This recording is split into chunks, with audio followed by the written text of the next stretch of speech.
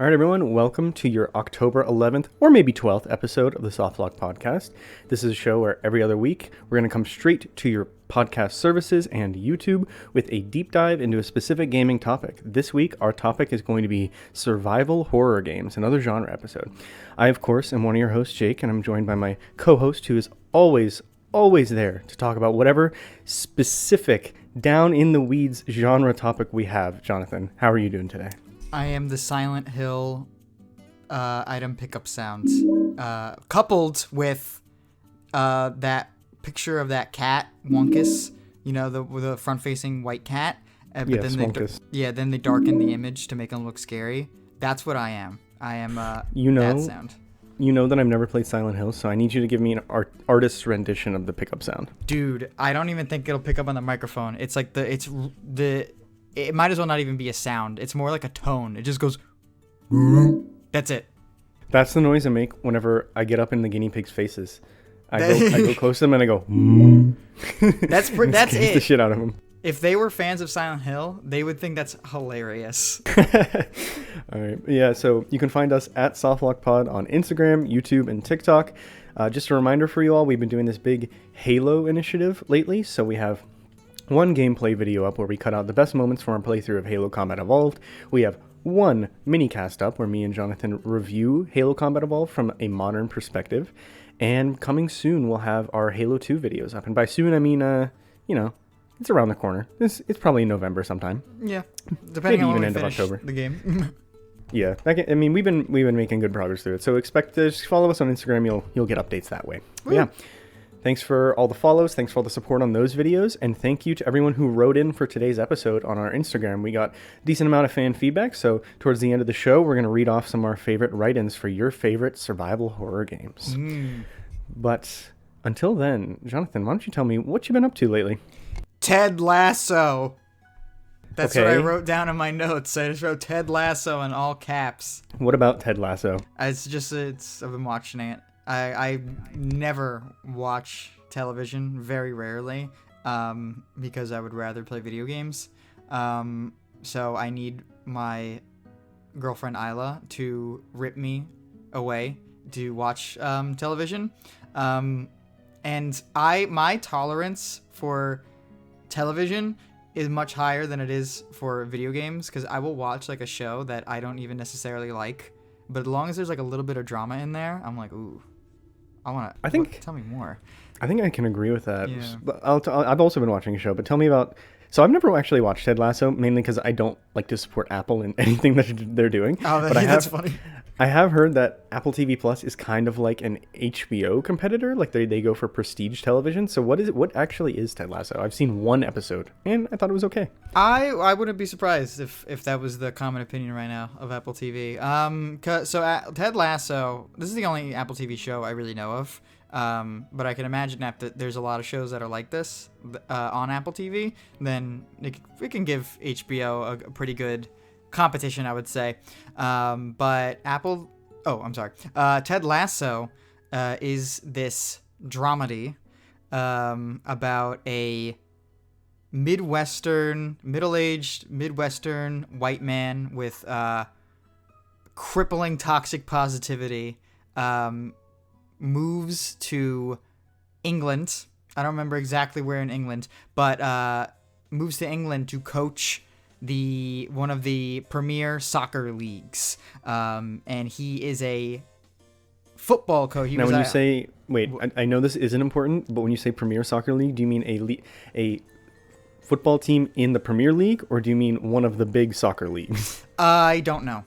Okay. To be totally clear, I don't really understand a lot of the football talk that they throw around in Ted Lasso. It's not that important. Sometimes they'll just be saying like football-y things, and they'll be sad, and then you just kind of know that it's not good. And then sometimes that's how I feel about Succession. Yeah. I don't know what you're talking about, but I feel bad for you. That's kind of what it is. It's just like, I can see that you're happy about this, so it must be good, but I don't understand what like the triple bypass Queen's Gambit is. Sorry. But point is, it's a corny Midwestern dude who only coached like high school football, American football, moves over to England to coach European football, in like professional European football, and he doesn't know what he's doing, but he's got a chip on his shoulder. He's got as much optimism as a single person can contain in their body, and he's gonna make it work. And yeah, that's my elevator pitch. Well, I'm glad you like it. I really, it is strange to see you watch a TV show. Like the few times I've seen you go through a TV show, I'm like, what's going on with this guy? Something wrong with him. Yeah, it's like it's like when you see like a slubbish guy get a girlfriend and she makes him wear a suit. That's kind of what it feels like. Yeah. If Isla's kind of just like, we're gonna watch. That's what she did to me. She said, "We're watching Ted Lasso," and I went, "Okay." And we're just watching it, and I wasn't like, oh, I don't want to watch it, oh, I want to watch it. It was just like I was just kind of indifferent to watching TV, because I don't know, it's just not something that I think about doing, because I think about just, if I have free time, I would just play games. But this is the one time, of many times that she's done that, and I've just watched it, and I really like it. Once you make me do it, I really like it. Good. Me and Sam have been watching, and we watched the whole thing. We finished the Fiona and Cake show that they put out on HBO Max. Oh, which Fiona is like it's like a sequel series to Adventure Time, and then all of the Distant Worlds. Yeah. And I don't know. Let me put it this way: if you like Adventure Time, you're gonna like Fiona and Cake, probably, depending on how into it you are. The original show, but shows like objectively whatever. It's all right. It's even decent, I would say, especially because they have a good voice cast. But it is like you ever seen the show Sliders? No, what is that?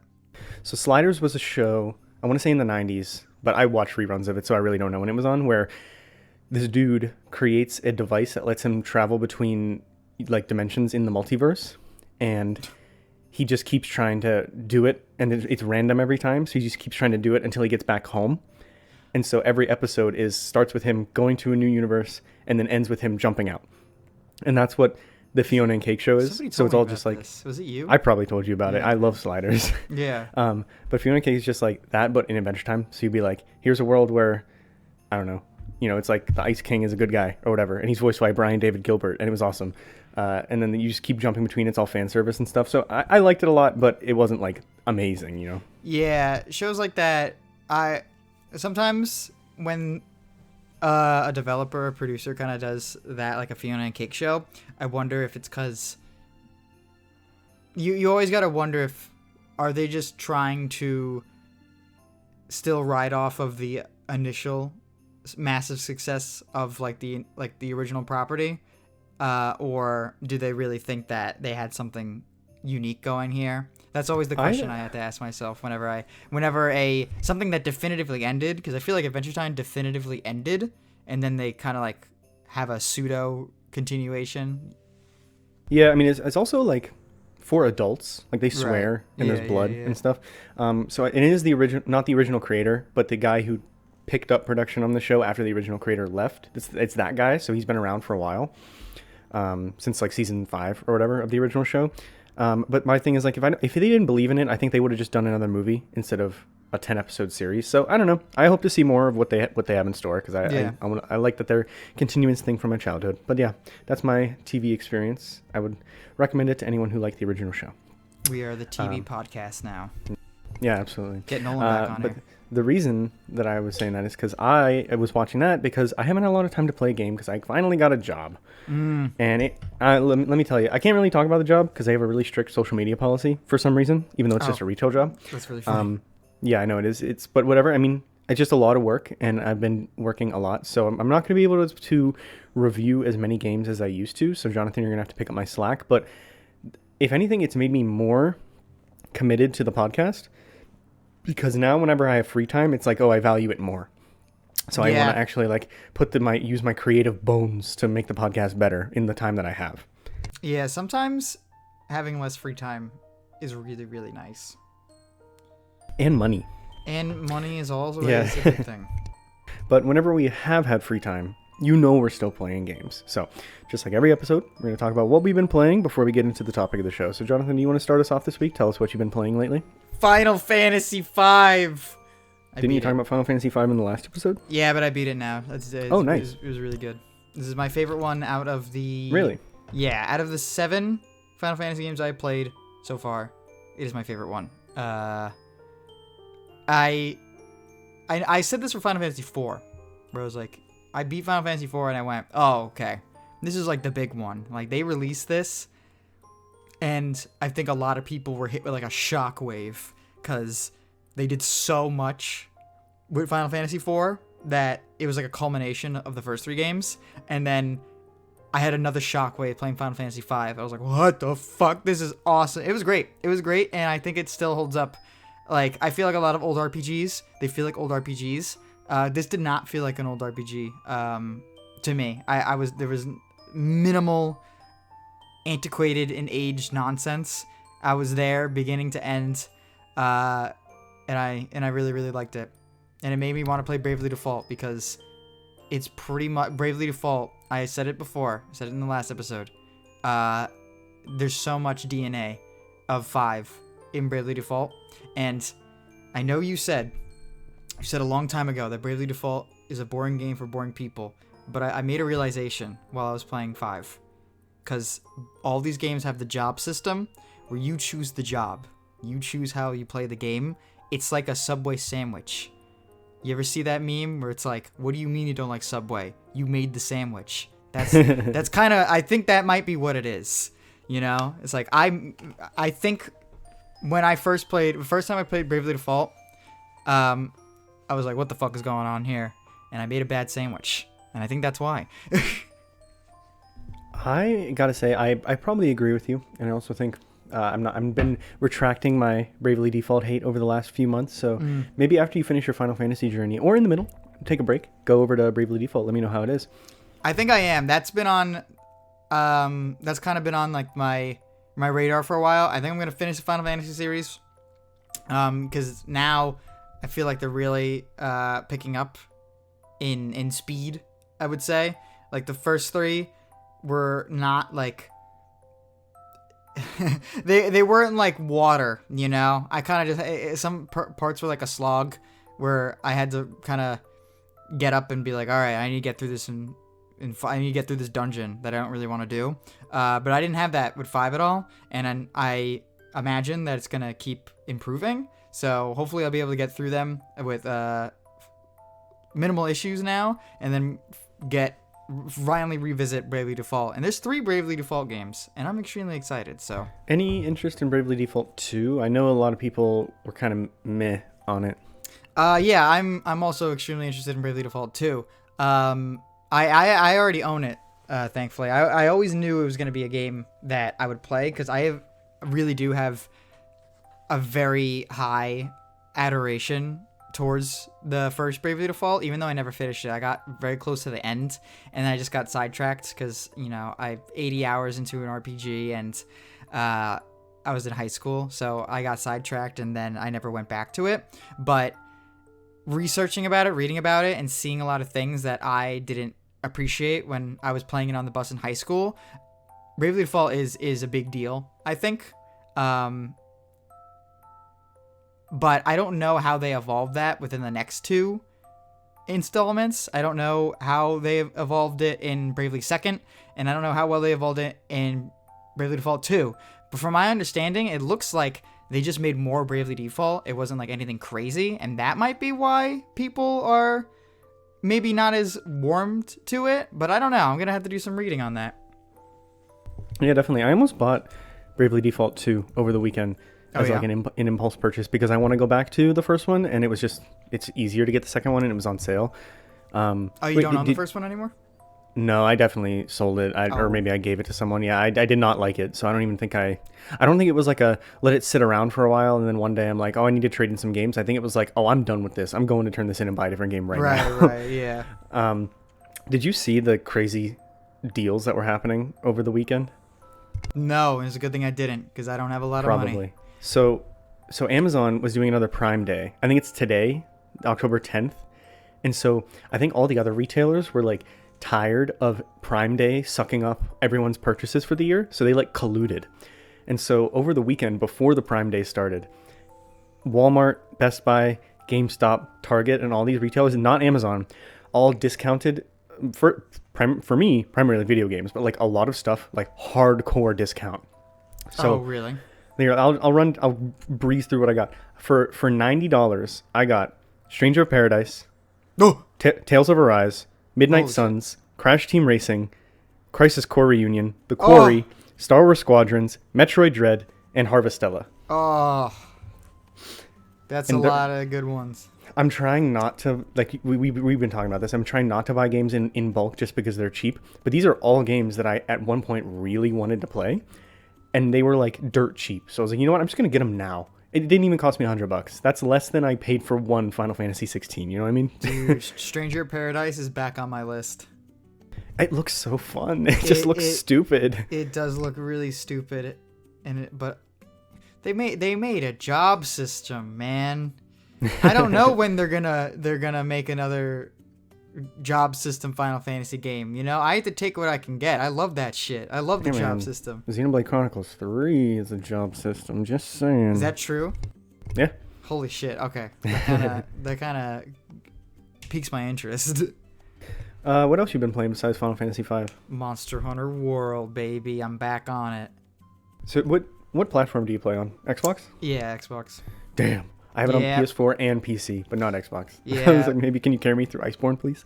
The amount of conversations I've had with people, and this is just the exact outcome, is crippling. I've never played Monster Hunter World with another human being. It's brutal. See, I made the mistake of playing Monster Hunter World with too many people. Oh. So that meant that when the game came out on console, my friend had it on Xbox, I had it on PS4, so we couldn't play together. So we played through a lot of the game, and then when it came out on PC, we were like, oh, well, now we're going to play together, but there's no cross save. So let's play through it together, which means that we have to do the main quest, or the urgent quest, but then it only counts for one person. So now we have to go do the other quest, and then do the urgent quest for the other person, and then do that back and forth, and it just made it such a slog to get through that it actually made me not really enjoy the campaign as much as I probably would. That sucks. Yeah, but that's probably how, that's the thing. You can't play Monster Hunter games with people at all times. It's like, it's kind of like homework. I tried to get, I had a group of 3 people to play Monster Hunter Generations Ultimate with when it came out, when I was a freshman in college, and 3 of my friends back home were playing it, and I was at college, and they didn't want to play it when we weren't on, because I don't know, but I did. And we would have to do the same urgent quest like 7 times. Or I'd have a friend be like, oh, I want to upgrade my weapon. Can we do this hunt of this monster that we've already fought like 8 times? I'm like, no, we have homework. Your homework is to fight an Arzuros 3 times until you get the claws. That's all you have to do. It's like an hour. That's how me and my friends would have Monster Hunter game night, where it would straight up be like, all right, everyone come over. We're going to sit on the couch. All right, Jake, what do you need? Oh, I need a Rathian gem. All right, let's fight a Rathian. Oh, we didn't get the gem? All right, well, what do you need? Next person. And then we'd go back and forth so that each person would pick the next quest. And I think that's an incredibly inefficient way to play that game, but it was pretty fun. It was pretty fun. No, yeah, but that's it. When you play with friends, you're not playing to progress. You're playing to have fun. Oh, yeah, absolutely. What are you just like cleaning up endgame stuff? Yeah, there's so much endgame after Iceborne. There's, I think, 10 monsters, like completely new and unique monsters to fight after you roll credits in Iceborne.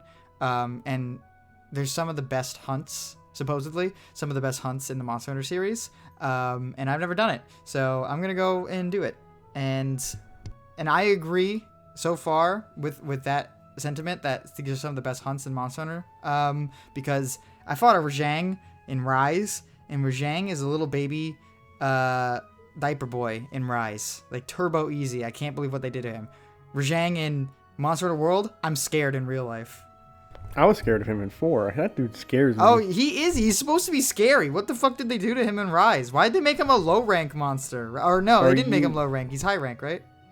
I don't remember. But I remember, didn't they have 2 different versions, though? Like, one barely used his laser, and then the other one was all lasered up or something? Yeah, Rajang and Furious Rajang. Yeah.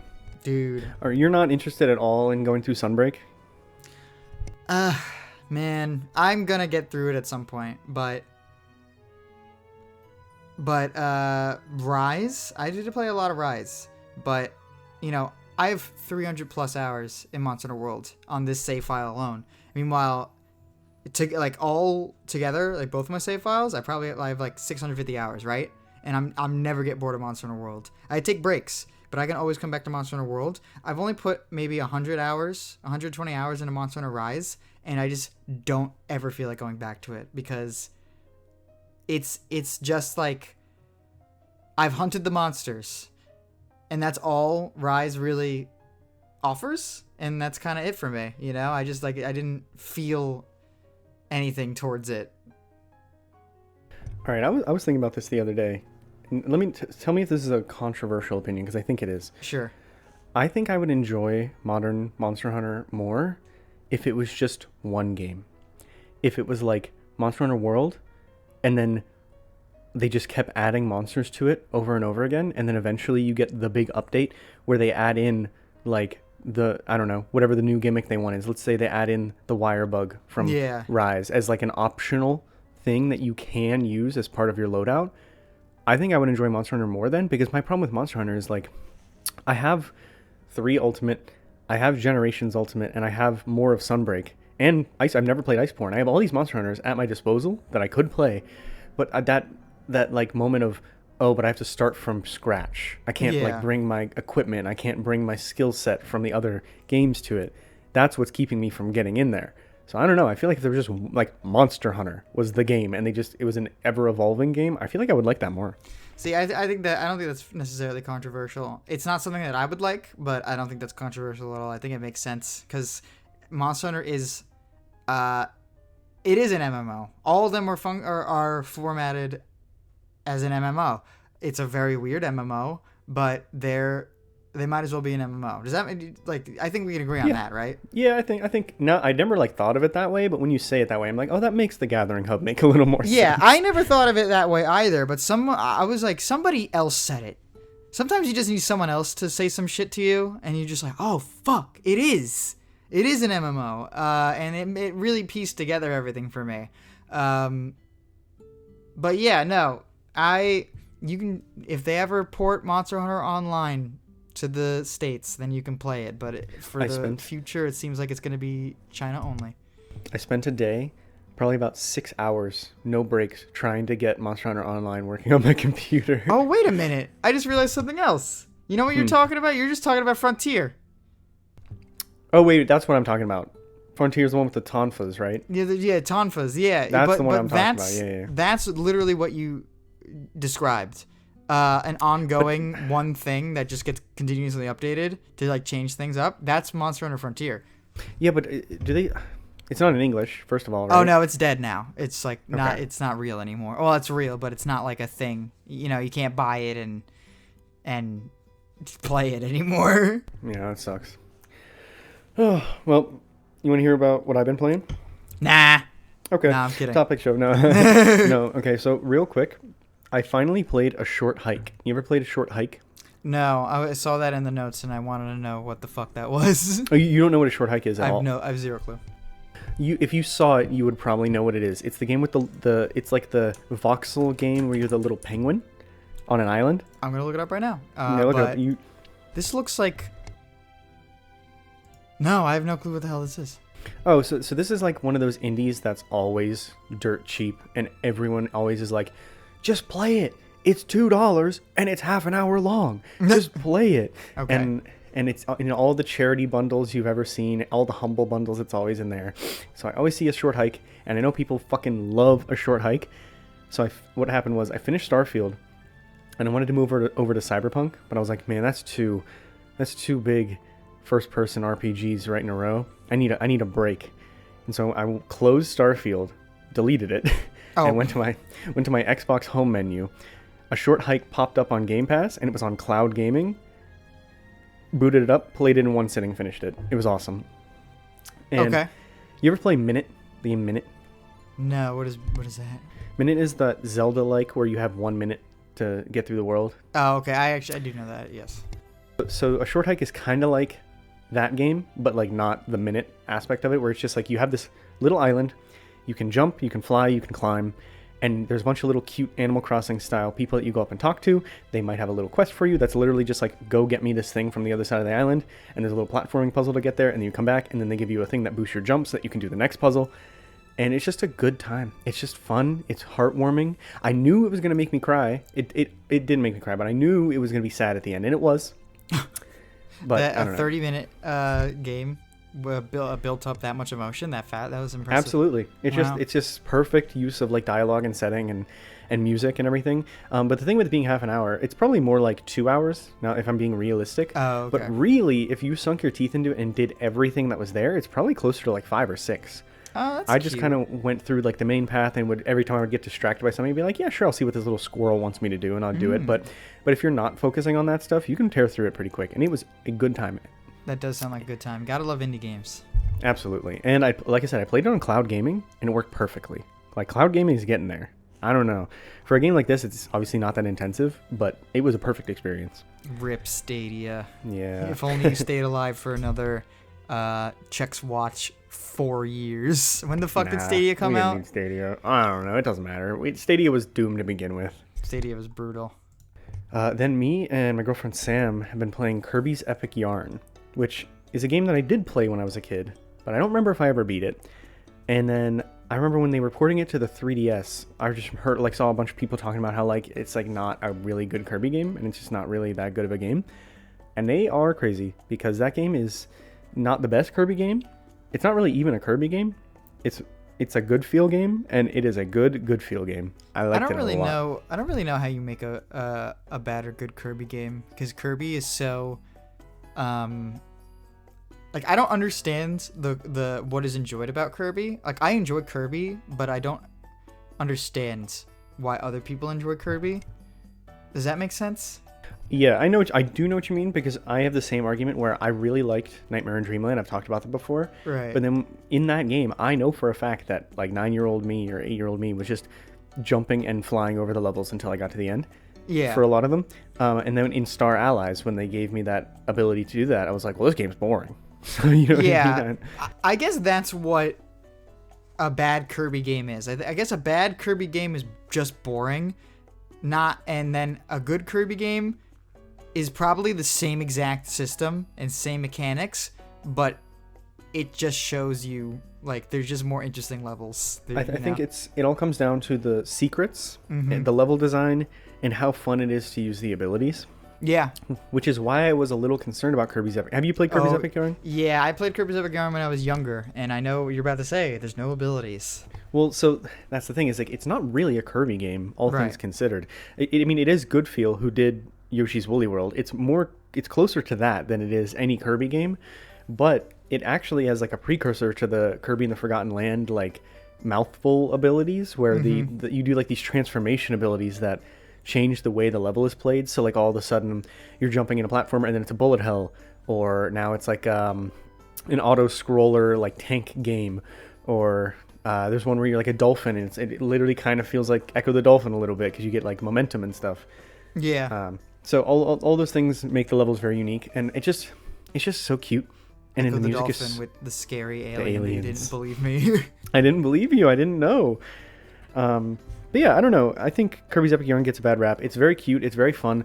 At first, I was like, man, this level design is not it. But then quickly I realized that that was just the first world to get the kids understanding how to play the game. And then every other world had some insane gimmick that completely changed everything. And the gimmicks were not annoying. They were fun. I didn't revisit that. Yeah, I mean, I don't know what's unique to the 3DS version, but I'd say that's probably the way to go. I played it on the Wii. King DDD thing. Isn't it right? Can you play as King DDD, or you play as King Fluff? Prince Fluff? know. What the fuck is his name? So, I don't know. I played as Prince Fluff because we played it in 2-player. Right. So player 2 is Prince Fluff, and it's the same moveset. So I don't know. Maybe they added some special stuff if you play as him in single player or something. But yeah, I don't know. It was fun. You know what it really reminded me of is Wario Land 4, because every level has a very unique gimmick, and there's a lot of secrets, some of which are not that well hidden on purpose, and some of which are very well hidden. And the more you put into looking for the secrets, the more you get out of the game. I can mess with that. I think some of the best platformers just do that. They're enough. They're just enough, and that's why they're so good. Yep. Also kind of makes sense, because the people who made Kirby's Epic Yarn made Wario Land Shake It. So there is some of that DNA in there. Not that Shake It's, the best of them, but it's they have that DNA. And then it's funny. because Yeah. it's Wario and he picks things up and he shakes them. That game is beautiful. Goodfeel needs to make more games. Because I'm going to be honest with you. I didn't play Yoshi's Woolly World. I didn't play Yoshi's Crafty World. Even though I like Yoshi games. The time has passed. I need a new one. What are they even working on? I need something new. I don't know, man. Probably like Mario's Lego game. Did they do the Link to the Past? Not Link Past. Link's Awakening remaster? I don't know. I wouldn't be too surprised. How do you have a company that's exclusively built on making games that are like the gimmick is that they're a fabric? What is that? Yeah, I don't know. I think it just worked so well with Kirby's Epic Yarn that they were like, it's a good style. Yeah, it is a good style, but it's just surprising that it's like, yeah, we're the company that makes the, I don't know, what is it, Blue Point? Yeah, we're the company that makes absolutely visually outstanding remasters and remakes, and then it's like, then you go over next door and they're like, we make games where you're a piece of felt, and you're like, okay.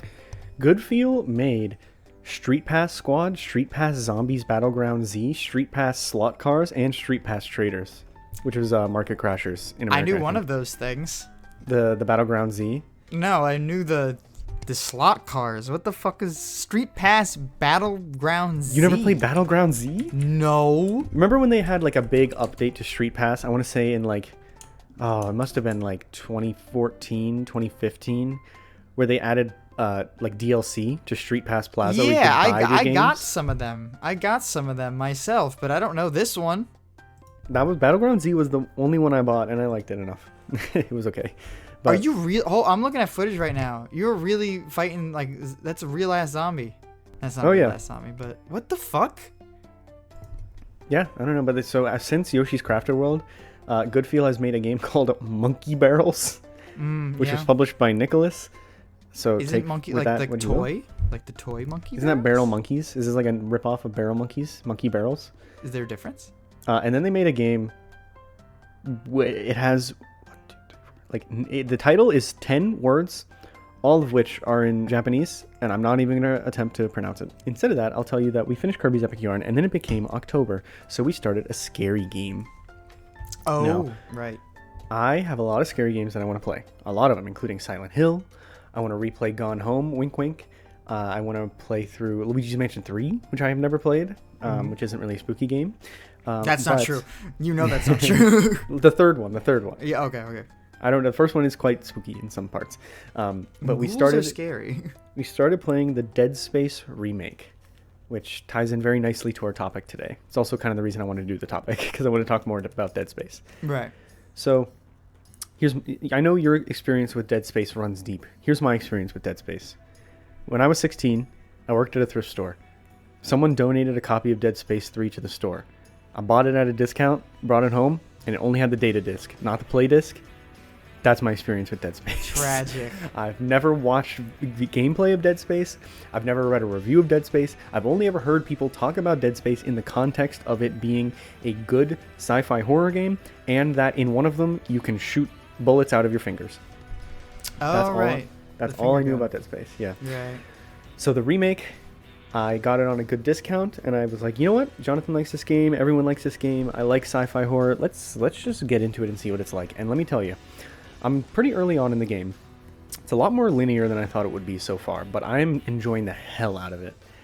And the remake is beautiful.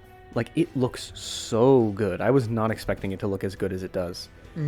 Because I have no context for what the original looked like, so I'm not having like rose tinting glasses of like, oh look, they made this look like this or whatever. I'm literally just like, damn, this game looked good. Yeah. Dead Space 1 does look very good. I mean, Dead Space Remake looked very good. Yeah. And so I don't know about you, what you, like your feelings on Dead Space are, but for me, it's not really that scary. I thought it was going to be a lot more scary and like eerie or even jump scares. Really what it is for me is like, I'm not scared of the monsters. I'm scared whenever they drop 5 monsters in the room with me when I wasn't expecting it and I have no bullets, so I have to scramble and figure out what I'm going to do. Oh, Is yeah. that how you feel about it? Yeah, and that's really how I feel about most survival horror games, which I think we'll talk about later. But yeah, no, I'm not like super scared about the with the enemies in Dead Space. I think they're intimidating. When I was younger, I played Dead Space 2 when I was very young, probably like when it came out when I was like 13 or 12 or something like that. That was a weird sentence to say. Yeah, I played Dead Space 2 around there, and I got through the whole game. If it was really scary, because I was a little scaredy cat, I probably wouldn't have played the whole thing, but I did it. But I was like, every time I cough, oh god, EA heard I was saying Dead Space wasn't scary. Okay. What the fuck was I saying? You're saying that Dead Space isn't that scary because you were able to get through all of it? Oh yeah, I was able to get through it when I was just a little kid. But I do think that when that is the scary. That's as scary as it needs to be. When the room is filled with 5 things that are screaming in your face, and you're not like, oh man, I'm really spooked right now. You're like, oh fuck, this is tense in like a gameplay way. The thing that keeps getting me is they'll drop a monster in front of me and I'll start running at it while I'm shooting, and then it's third-person game, so I'll see a necromorph like talon arm peek through the corner of my screen, showing me that there's a guy standing right behind me that I didn't hear. That's what keeps scaring me. I actually have like genuine fear over the Dead Space 3. There's these 2 enemies that actually scared the fuck out of me. And it was like, one of them was an enemy that's in Dead Space 2. I don't know, you probably heard of it, the Ubermorph. No, never heard of it. In Dead Space 2, there is an enemy near the very end of the game. Oh wait, the Ubermorph is in Dead Space 1, isn't it? Or no? I don't know. Did you finish? Why are you Dead asking Space me? 1? I'm telling you about how I just started playing it. Oh, you just started playing it. Okay, I don't think I'm like not even halfway through yet. I don't think the Ubermorph. I don't believe the Ubermorph is in Dead Space 1. I haven't played Dead Space 1 in like 7 years, so I might be wrong. But there's an enemy that it's a necromorph that is completely invincible. You can tear off its limbs and it'll just regrow them, and it'll just keep coming at you. And it's like a stalker type enemy, and something about it just scares the fuck out of me. And when I played Dead Space 3. And Dead Space 2, it like really spooked me, but it was near like the end of the game, so I was able to just kind of like go for it. Dead Space 3 has multiple sections where there's one or more Ubermorphs like stalking you on like a certain part of the map. And when I first played it, and then when I replayed it, I was legitimately scared, and I don't know why. The Ubermorph really scares me. That is something I will get into a little bit later in our discussion of the genre in general. Is that in this game, Dead Space 1. I wish there was a little bit more of a sense of urgency to the game. I don't know if this was in 2 or in the original, but at least in the remake, at any moment you can press a button and it'll put a line on the ground that'll show you where you need to go next to get to your main objective. Is that in the originals or is that new? That's the original. Dead Space. This is one thing I'll just say really quick. Dead Space, the entire series, is pretty fantastic, especially the first one, because everything in the game, the HUD, and except for the pause menu, is completely like in universe, diegetic, which is really really nice. And a lot of people were talking about this when God of War 4 came out. They were like, it's one take. If you think about it, it's one take. Besides, like, no loading screens, no this and that. Dead Space did it first, and probably games before it did it first too. But Dead Space is one take, all 3. Yeah, I didn't really think about it until you just said that, but it definitely is, because I was thinking about the cutscenes, and it's always... I think the thing with the God of War thing is they were saying it's like always behind the back, and except for like a very few scenes. I know in Dead Space they'll break that rule sometimes, but it's still one take, so who cares? Yeah, it is. It's... I don't know. I like remember my friend was talking about it one day, and I was like, hold on.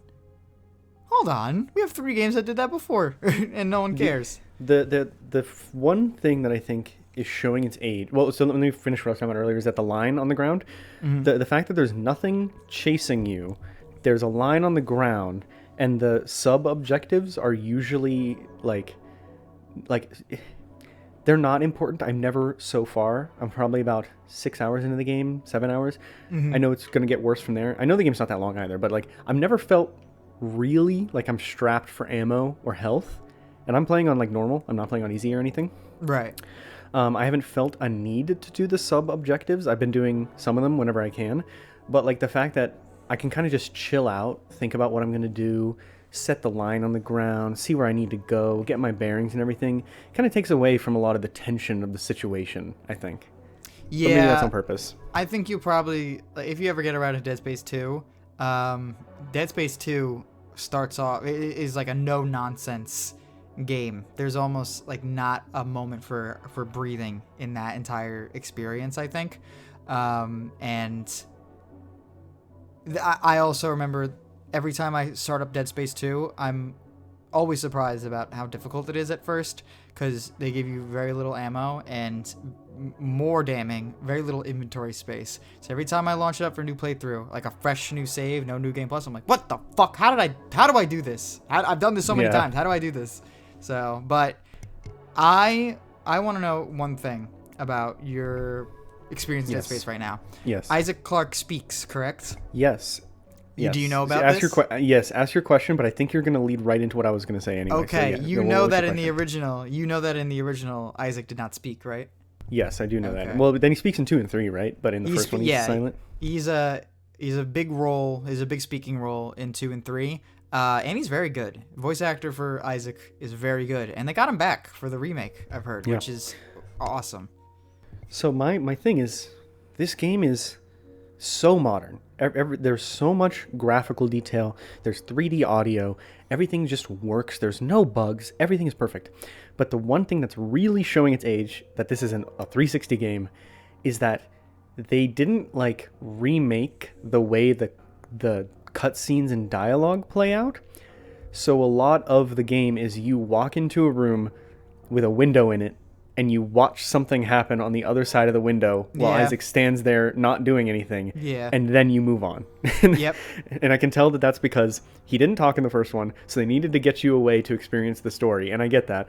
But they could have just, like, I don't know, put him in the room and just, like, I don't know, just done anything besides stand there and do nothing. It's just really awkward sometimes. Yeah, I know the exact moments that you're talking about, and I do think that there is a good point. I was like, why didn't you just, you made him, you already deviated in a crazy direction for the remake by voicing Isaac when he was not voiced before. I think that's like, I've never heard of a game do that. We're going to remake everything, and then we're just going to do this too. I was like, what? It's baffling to me as well, because I can't imagine how the story plays out without him talking. Like, he's so important so far. Yeah, right? I'm excited to play it because he's important in the background. He's like, you learn about him. It's kind of like the first Fear game. Like, in the first Fear game, you play as like this guy who's the point man, and you just think he's some soldier, but in the background, he's the most important character in the entire thing. And that's kind of what's going on, pretty much. In the original Dead Space, he was one of the most important characters, but they didn't tell you that. You just kind of had to figure that out through Dark Souls-esque learning. And it seems like they just did away with that, and they were like, let's just make it up front and center. Like, what's the point? There's no reason to hide it anymore. So I guess there is a point where it's like, why didn't you just remake the cutscenes too? Or like those specific scenes to give him more of like a upfront role and like in the drama and stuff and in the action, to make it more like he's there. But at the same time, those scenes are pretty iconic in how they play out, and I feel like they're some of the images that come to mind when I think of Dead Space, and I think a lot of people come to mind when I think of Dead Space, like images and scenes, are those scenes. So I feel like that's probably the reason why they didn't change fair. And I respect that. Yeah, that opening section when you're seeing the massacre through the window, usually I'm like, no, just change it. It's weird. I do think that is like that is like one of the Dead Space moments. Like, that's one of like top 3 Dead Space moments or some shit like that. Like, that's very important to its identity, and I think it would be weirder, not like bad if they got rid of it, but it'd be like, that's weird.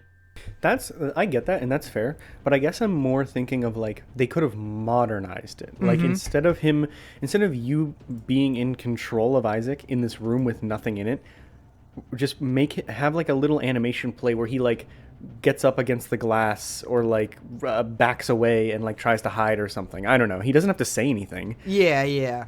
I don't know. It's just a little awkward, but other than that, everything. You know what? I guess it's not surprising because it's EA, but the game really looks and animates and sounds and feels like Jedi Fallen Order and Survivor. Yeah. Which is a compliment because I think those games look really, really amazing. So well, hopefully it runs better than that game. Yeah, it does. It runs flawlessly. It's a great experience so far, and I'm really looking forward to finishing it. So I'll update you later on that. It's been on my list for quite a while, so I'm excited to play it as well. Yeah. So let's get into our topic of the show. Yes. Which is going to be survival horror games, which Dead Space is one. So look at that. No way. Yeah. So it's kind of like a topic of debate. Not really, but as per usual with these genre topics, it's all like word soup. Doesn't really matter. Yeah. But I think the first thing we're going to do is like, whenever I say survival horror game, I think whenever we put it up on Instagram, there was some like people either didn't know what it was or they were like trying to learn what it was, and that's why I provided like a little definition thing, because people who like survival horror games know what it is, but people who just play games are like, oh yeah, that's like that's a horror game. It's like an action game. I don't know. So whenever I say a survival horror game, what does that like mean to you specifically? I have two definitions. I have two definitions for this answer because, like you just said, it becomes like word soup. And we do a podcast about deep dives about video games, about debating and coming up with definitions and challenging each other, right? And then sometimes when I'm like writing for the podcast, I'm thinking to myself, man, none of this fucking matters because it's all arbitrary. What? But that's the fun part, dude. I know, that's the fun part. You know what we are? We are just doing what philosophers did. Who knows? In 100 or so years, some guy, assuming, like it's cyberpunk-esque, right? So the Spotify corporation still has all these podcasts up in 100 years, right? Just streaming nonstop just for people to see. Maybe in 100 years, some guys in a college setting will be listening to this podcast, listening to us, and be like, these were the Platos and Socrates of their time. Hey, guy, 100 years from now, guy who's listening to this, I'm talking to you. Just do something better with your time. You don't need this. Do something better. But that's what we do to real philosophers. We go back and we're like, oh, okay, these guys didn't have an objective answer for anything, but they tried, and you just kind of pick whatever you liked. But they weren't talking about video game genres. They were talking about like the allegory of the cave. Yeah, they were talking about the allegory of the cave, which is not interesting because I don't have a gun and I'm not shooting zombies. So let's move on. Okay, my definition of a survival horror, arbitrary definition that I'm not even really happy with. A game intended to be scary with some type of resource-based combat and / or exploration. Okay? Should I read my real definition, or should I wait until you read your definition? I'm confused as to what the difference could be between what you just gave and what the real definition is, so I want to hear it. Okay, my real definition of what a survival horror is a game that the developers have marketed as a survival horror. That's what a survival horror is. You're right, but like, I think this one more so than the other genre topics that we've done, more so than remakes and all these other games that we talked about. I feel like this one more so really does have an identity that's just brought on purpose. I think so, but I'm just bringing my real definition is just my get out of jail free card that I'm just gonna have hanging over us the entire time, when things get hairy. Okay, that's really what this is. Fair enough. Because if we're like, I don't think this is a survival horror, and I go, no, they said it was. Yeah, it doesn't matter. It doesn't matter how it. What do you mean? You can't have your cake and eat it too, because in the remake episode, you said that if a company says it's a remaster but it's not, it doesn't count. Okay? I changed my mind. No, you're not allowed to do that. I People can aren't allowed to change. I changed my mind. If I could go back and say, Jonathan, past Jonathan, you wouldn't be saying this right now. I don't know. I would probably scream to see my future self. That was like 6 episodes ago. That was not like, it wasn't like 10 years ago. It doesn't matter.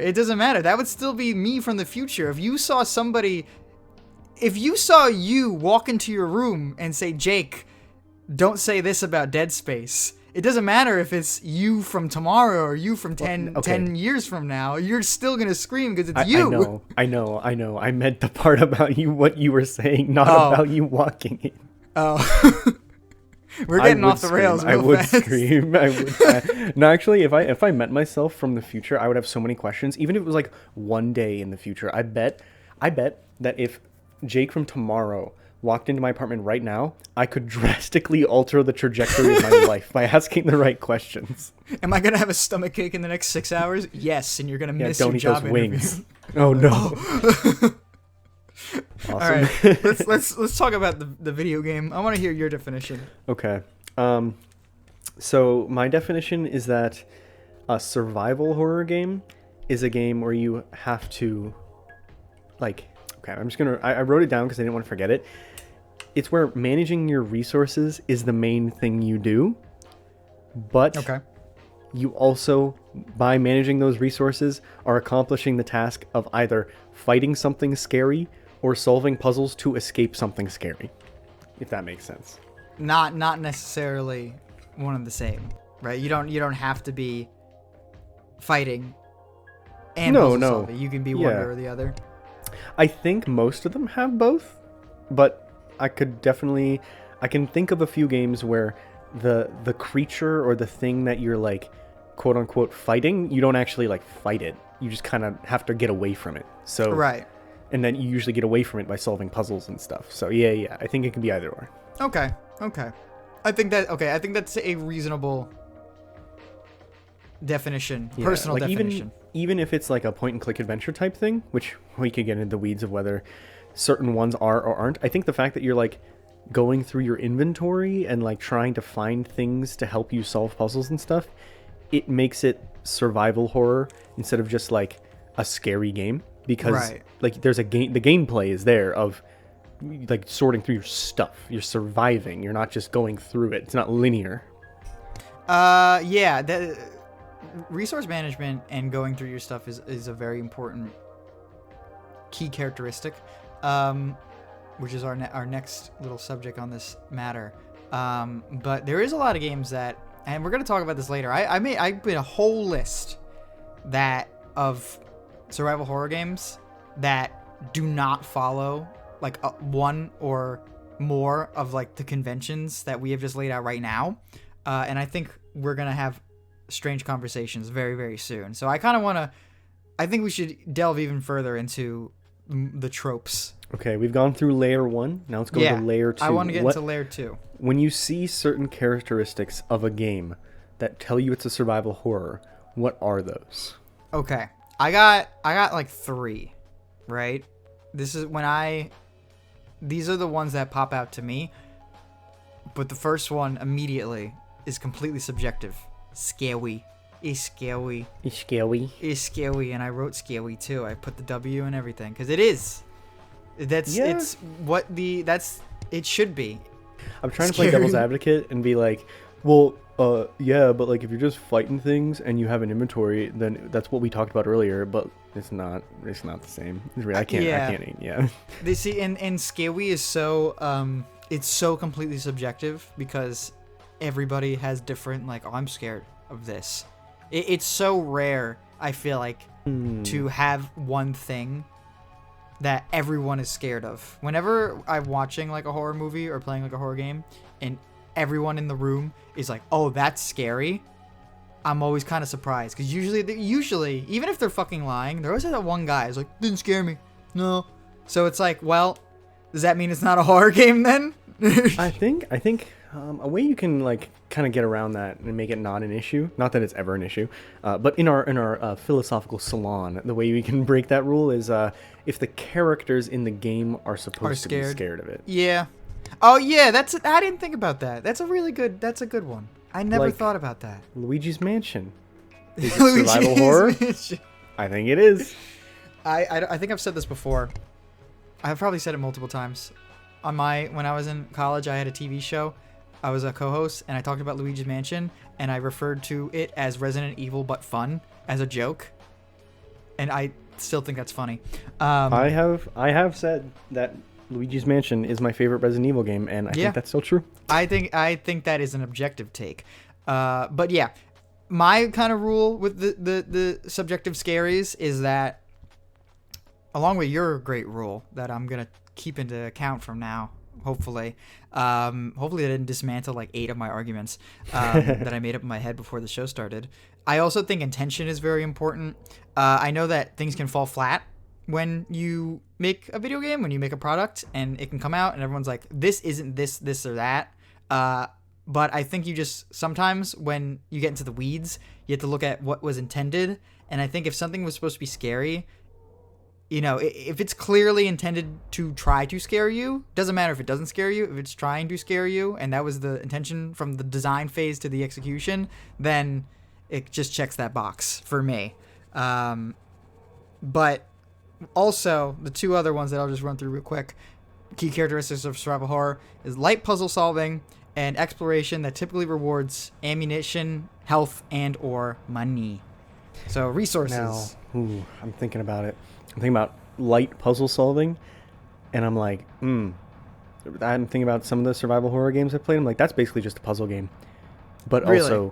also the puzzles aren't that hard. There's just a lot of them. So yeah, you're probably right. Yeah, when I say light puzzle solving, I mean like, man, Resident Evil is like the big one for puzzles, I think, because it's puzzles is part of its like big identity. Well, I think Resident Evil is the big one for everything we're going to talk about today. Oh yeah. I mean, that's where survival horror. It's the survival horror is what they call it. You're right. What I mean? You're very right. Yeah. So you know, Resident Evil. If we're going to look towards an example, let's look toward Resident Evil. The puzzles in Resident Evil. I pick up an item, and then I bring it to one location, and then I have to shift it around until it looks good. That's a lot of the puzzles. So yeah, I was okay. So no, you say what you were saying. No, that's it. But well, I mean, yeah, that's like a light puzzle to me, because I'm not like, what the fuck am I supposed to do? It's just me just kind of doing it until it's done. I'm not like playing like a Zelda dungeon that I've never seen before, or playing Portal for the first time. I'm like, I don't know what the fuck I'm doing, and I'm just trying different things, and I'm just moving around and stuff like that. I'm not doing that in Resident Evil. I was actually just about to bring up Portal, because when I was younger, I played a mod for Portal 2 that was like a horror Halloween kind of thing. It wasn't survival horror by any stretch of the imagination, but it was definitely like puzzle horror, I guess. Right. And it kind of got me thinking, like, you know, the meme of like the world if Resident Evil puzzles were actually good. Futuristic city. Like, what would that be? Would that be fun? Would that be something we want? I don't know. I really think that there would be. We would either have a lot of horror buffs and gamers that are a little bit smarter, or Resident Evil would be a smidge less successful, because people will go, ooh, I don't want to do that. I can't get past this. I guess I'm not playing it. You know, because they have to be accessible. They do have to be like AAA horror video games, and any horror product, movies and stuff, still have to be accessible. So you can't be too scary. You can't be too hard, you know? Yeah, definitely. And then your point about exploration rewarding you with stuff. I mean, I can't think of any examples where that isn't the case. So yeah. I can think of a couple. Yeah, like what? And ones that, yeah, let me see right here. Oh, let me go through my list. I have so many things on my list. No, Outlast has. Because I think, yeah. What? I think by saying like exploring can give you stuff, I assume you mean like side stuff. Like this is optional. Yeah. Like I can go in this room, and there's a little, baggie on the ground, or I go into this room and then I kill this enemy and it drops, RE4 Remake. It's like, oh, I just killed this random villager that was attacking me with an axe. Now I have 400 more pesetas. Awesome. It's like that. Ooh, let's take a page out of our roguelite episode and take a definition we had there, where I'm thinking like maybe it's not the act of exploring to find things that makes it survival horror, because that's just video games, baby. Like right, that's every game. Maybe it's you have to risk something because you don't know what's going to be in that room. Yeah, you know what I mean? That could be a good one. And also, I really think that, because originally I was just going to say exploration typically rewards resources, but I felt like that was too broad. In all the survival horror games I have on my list, you are rewarded with specifically ammunition, health, or money, with money being the least common. Yeah, fair. Yeah. This conversation kind of reminded me. Did you see that like kind of viral post that was going around of the guy that was upset at Resident Evil 4 Separate Ways, the yellow ladder? I did see that. So that is kind of the thing where I'm thinking of like these games. Sometimes there's not much that you have to explore. They tell you where to go and they make it pretty easy to get there. Yeah. But also at the same time, I read a very interesting, like, long thread about that, about how like sometimes breaking immersion, even in a horror game, is actually more immersive because now you're not going to be wandering around for 20 minutes looking for the ladder. You just find it so it doesn't take you out of it. Right. Just as like a little sidebar. Yeah, no, I could agree with that. I haven't played that one yet. I haven't played RE4 Remake at all, and I haven't. That's my next survival horror game, and it might just be my next game in general after I beat Deadspace. I think you're really gonna like that one. It's a good. Oh, I definitely think I'm gonna like it. Yeah. I mean, everyone loves Resident Evil 4, right? Yeah, everyone loves Resident Evil 4, the original. What's even more surprising is that everyone loves the remake too. So it's like, whoa. Yeah, I feel like it came out in the wrong year. Like it probably could have won Game of the Year if it came out any other year. Maybe, honestly. I don't know. I just the way people talked about it, but then they only talked about it for like a week. So. Yeah, well, okay. I wasn't like, I didn't shit my pants while I played it, but I was going, oh, this is awesome, you know? Yeah.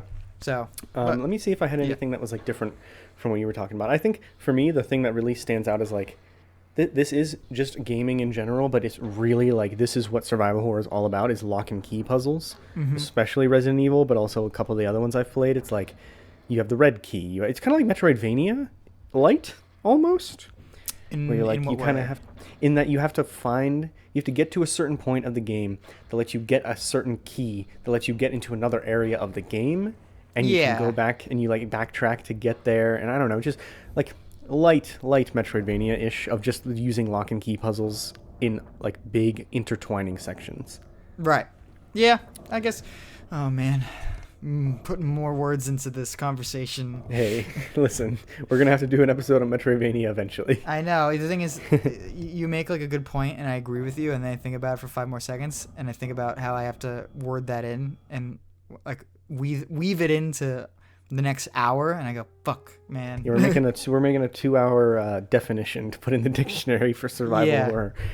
We should make one of those cork boards where you get all the, in conspiracy movies or something where they're trying to figure out a mystery and they just have pictures and red yarn across the whole thing. Yeah. Our cork board would just be completely covered in red yarn. We wouldn't be able to see a single thing beneath the red yarn because it's all connected. And eventually, string theory. Yeah, string theory. And eventually it just means we're just in a big soup. I mean, we're already in the soup. Yeah, we are in the soup. And then the other thing that I kind of note from survival horror is that they do use jump scares, but not in the same way, or at least the ones I've played, not in the same way that like a straight horror movie or game would. Like, I'm thinking about like Resident Evil 2 Remake. I was scared shitless by some of the jump scares in that game, but it's not like a cutscene where the music is quiet and then builds and then this thing jumps out in your face. You're literally just like walking around and you make a wrong turn and there's a liquor at the end of the hallway and you're like, oh shit! The liquor hallway, not fun. Yeah, so that's especially if Mr. X comes barreling through while you're like going slow and you're like, oh, I really hope Mr. X doesn't come through. You boom, boom, boom. Oh my god! Or even like in Dead Space, so far there's been a couple moments where you're like, you open a drawer and there's an alien in there that jumps out and gets your face or something. Yeah. And it's not like a scripted, like it's an optional thing sometimes. And even if it isn't, it's not cheap. It's like scary because you're tense in the moment and then something jumps. It's not because they like purposefully led you into a false sense of security or anything like that. Yeah, usually. it doesn't take agency and control away from the player to get you. It's just kind of happens, Yeah, because at least the ones I'm thinking of in all the survival horror games I've played, there's been at least one moment where I got super scared by something that probably wasn't even supposed to be scary just because I made a wrong turn. Yeah, that happens quite a bit. Yeah. But then on that subject, we kind of we've grazed the subject a little bit, but now I want to dive deep into it. If there's a difference between a horror game and a survival horror game, or a survival game, for that matter, where do we draw that line? Doesn't matter. I doesn't went very matter, detailed but, with this answer. I'd love it if you told us your incredibly detailed definitions for what makes these games different. I actually think you should go first with your definition, because I'm worried that we're going to speak too long about mine. Okay. And then we're just going to have to tack yours on at the end, and I'll feel really bad. So I want to discuss yours fully first. See, I didn't expect this to be something you would actually care that much about. I'm excited to hear your definitions. Okay. So, yeah. Okay. So for me, for a horror game, I think before I mentioned that for a survival horror game, the main gameplay loop is using and managing your resources to combat whatever it is that you're going against. Right. I think for a horror game, it's literally just the gameplay is that you are in a world that is against you, or you are put up against a creature that is against you. It can have resource management, but that's like not the main thing. The main thing is that you're experiencing the world. So if that's like a linear game, maybe it's just you're experiencing a scary story that's like a walking simulator or something. Or if it's maybe not such a linear game, it's instead of more about managing your resources to survive, it's more about exploring to survive or something like that. Yeah. So yeah, I think just anywhere where you aren't like concerned about your resources being able to keep you alive, but it's the main thing is that you're supposed to be in a world that's scary. That's horror. And I know that's not like super well thought out, but I'm just kind of spitballing. I think it's more. No, I agree with you. I think it's more clear for me, like the definition of survival and survival horror are different. So you kind of see what is that, so you know what isn't that, if that makes sense. So for survival, I think it's the thing we talked about of managing your resources, but instead of using it to combat something scary, it's just using it to survive, like Minecraft, or like I was gonna say the forest, but I'm pretty sure that is scary. Yeah. Maybe like Subnautica, I guess technically you could say is survival horror because there's scary things, but like, you know, the whole world isn't scary. Yeah. Like those bits were intended to scare you, but was the whole thing intended to be scary? Yeah, no. Or like I think that's just Terraria. what it happened to be. Terraria. Yeah, like I know there's scary things in Terraria, but like it's not a scary game. Yeah, they just happen to be scary and intimidating, you know? It just that's how it ended up being. So then survival horror, like I talked about earlier, is like you're not really against the world as much as you are against managing your resources so that you can get through the world, if that makes sense. Okay. Like in a horror game, you might need to solve a puzzle, but it's not like you're going to run out of health items or something. Yeah, you're not fighting for your... Well, maybe you are fighting for your life, but it's not because of your fault. It's because of the game. Like, there could be a horror game where, like, I don't know much about Fear. I'm assuming that is a survival horror game, but there could be a horror game where it's just like Ultra Kill is a good example of this game is not a horror game, but taking this one little level out where it's a horror level in a game. I would say that games like that where you're not going to run out of ammo, you're not going to run out of healing items, you're not going to lock yourself out of something if you don't have the right item. You just have to get from point A to point B without dying. That's horror. Okay. Yeah. Fear is spooky, but I would not call it survival horror. I do like Fear a lot, though, because Fear is like full-on action, full-on John Woo style, door-kicking, slow-motion, femur-breaking shotgun action. Yeah, a lot of these survival horror games do kind of butt up against action horror. Yes. Especially like Dead Space later ones and stuff like that, or even RE4. But I think you can tell. Just because there's a lot of action doesn't mean it's not survival horror. Yeah, I'll delve into this more into my definition in just a minute, but I think the Fear, a big thing about Fear is that, and I'm gonna take a fantastic quote from Watchmen, you are not in a room full of enemies. The enemies are in a room with you. And that, like, the enemies are scared of you. You're not scared of the enemies. Does that make sense? Yeah, like I like Doom is scary. You're in hell in Doom, but you also can kill an enemy with 2 shotgun blasts, and you don't have to worry about finding more ammo. Doom is scary, but you're not scared because you're the Doom Slayer. You're gonna just fucking destroy them all. Who cares? Yeah, so that's in its own world entirely. That's I think you know it when you see it. Yeah, that's action horror with an asterisk over it. Yeah. Okay. So yeah, tell me where do we divide horror, survival, and survival horror? Okay, so I defined horror and then survival first, and I have examples for each. So, a big thing about horror is that it is just... I need to pause you. Okay. Do you use mental energy to make sure that you say horror instead of horror? Dude. Because it kind of sounds like you're trying not to say horror. Dude, it's so difficult. It's really, really difficult to be a New Yorker. It's I don't think I can go a single week without somebody saying something about how I say things.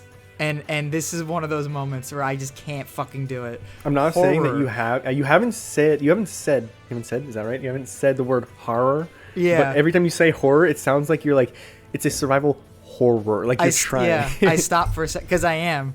Because New Yorkers slur their words a lot, and this is one of them. And this is one of the only ones that I can pick up that I'm doing it. Everyone else is like, Jonathan, do you know that you say like a fucking idiot? I'm like, what?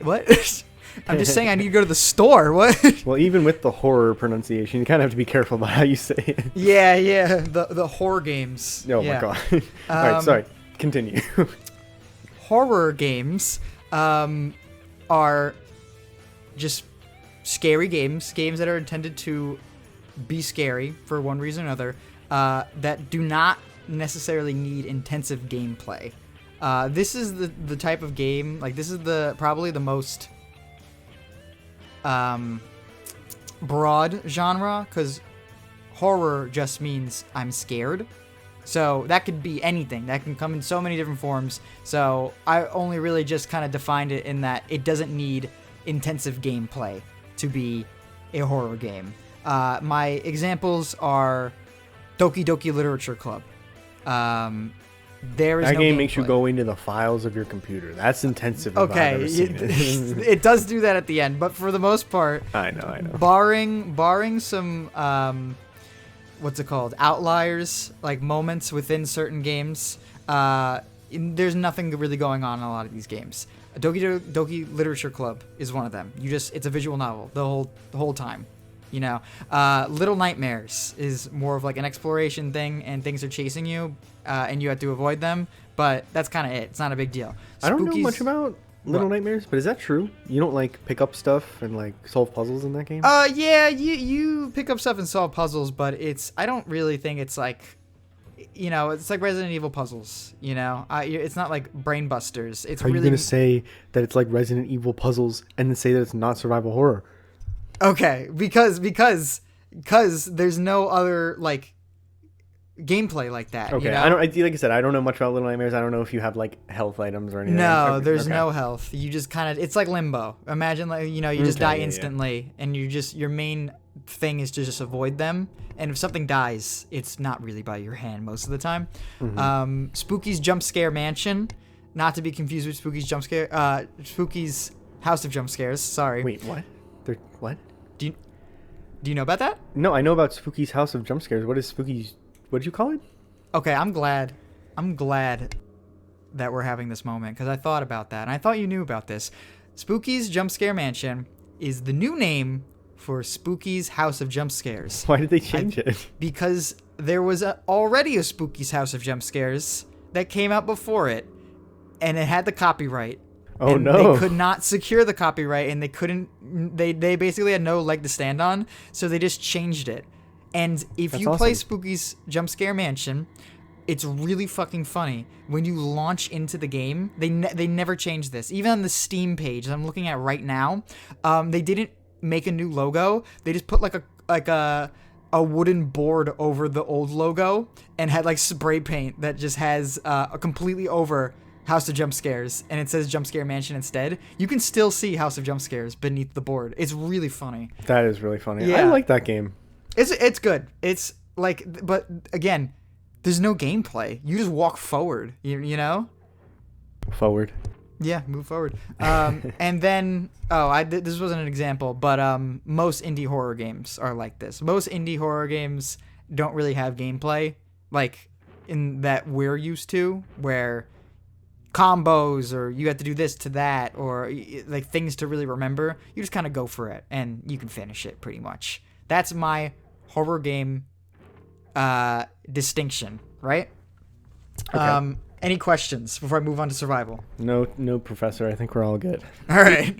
So survival, I think, is probably one of the worst genres to try to define right now, tied with Souls-like because of Breath of the Wild. I feel like because have you ever heard that people argue about what a survival game is? Like, not to be mean, but sometimes like I feel like pretentious people try to argue what a survival game is like. It's like, oh yeah, you need to maintain your health and stuff.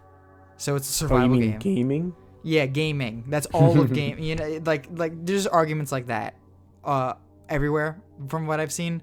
So I think that it's a tough one to really try to define. But to me, survival games are more about living in the game world than surviving. Because usually if there's like a threat that's constantly hounding after you, that's what the game is about at that point. And it's not really a survival game anymore. It's like a different genre because you're constantly combating this threat.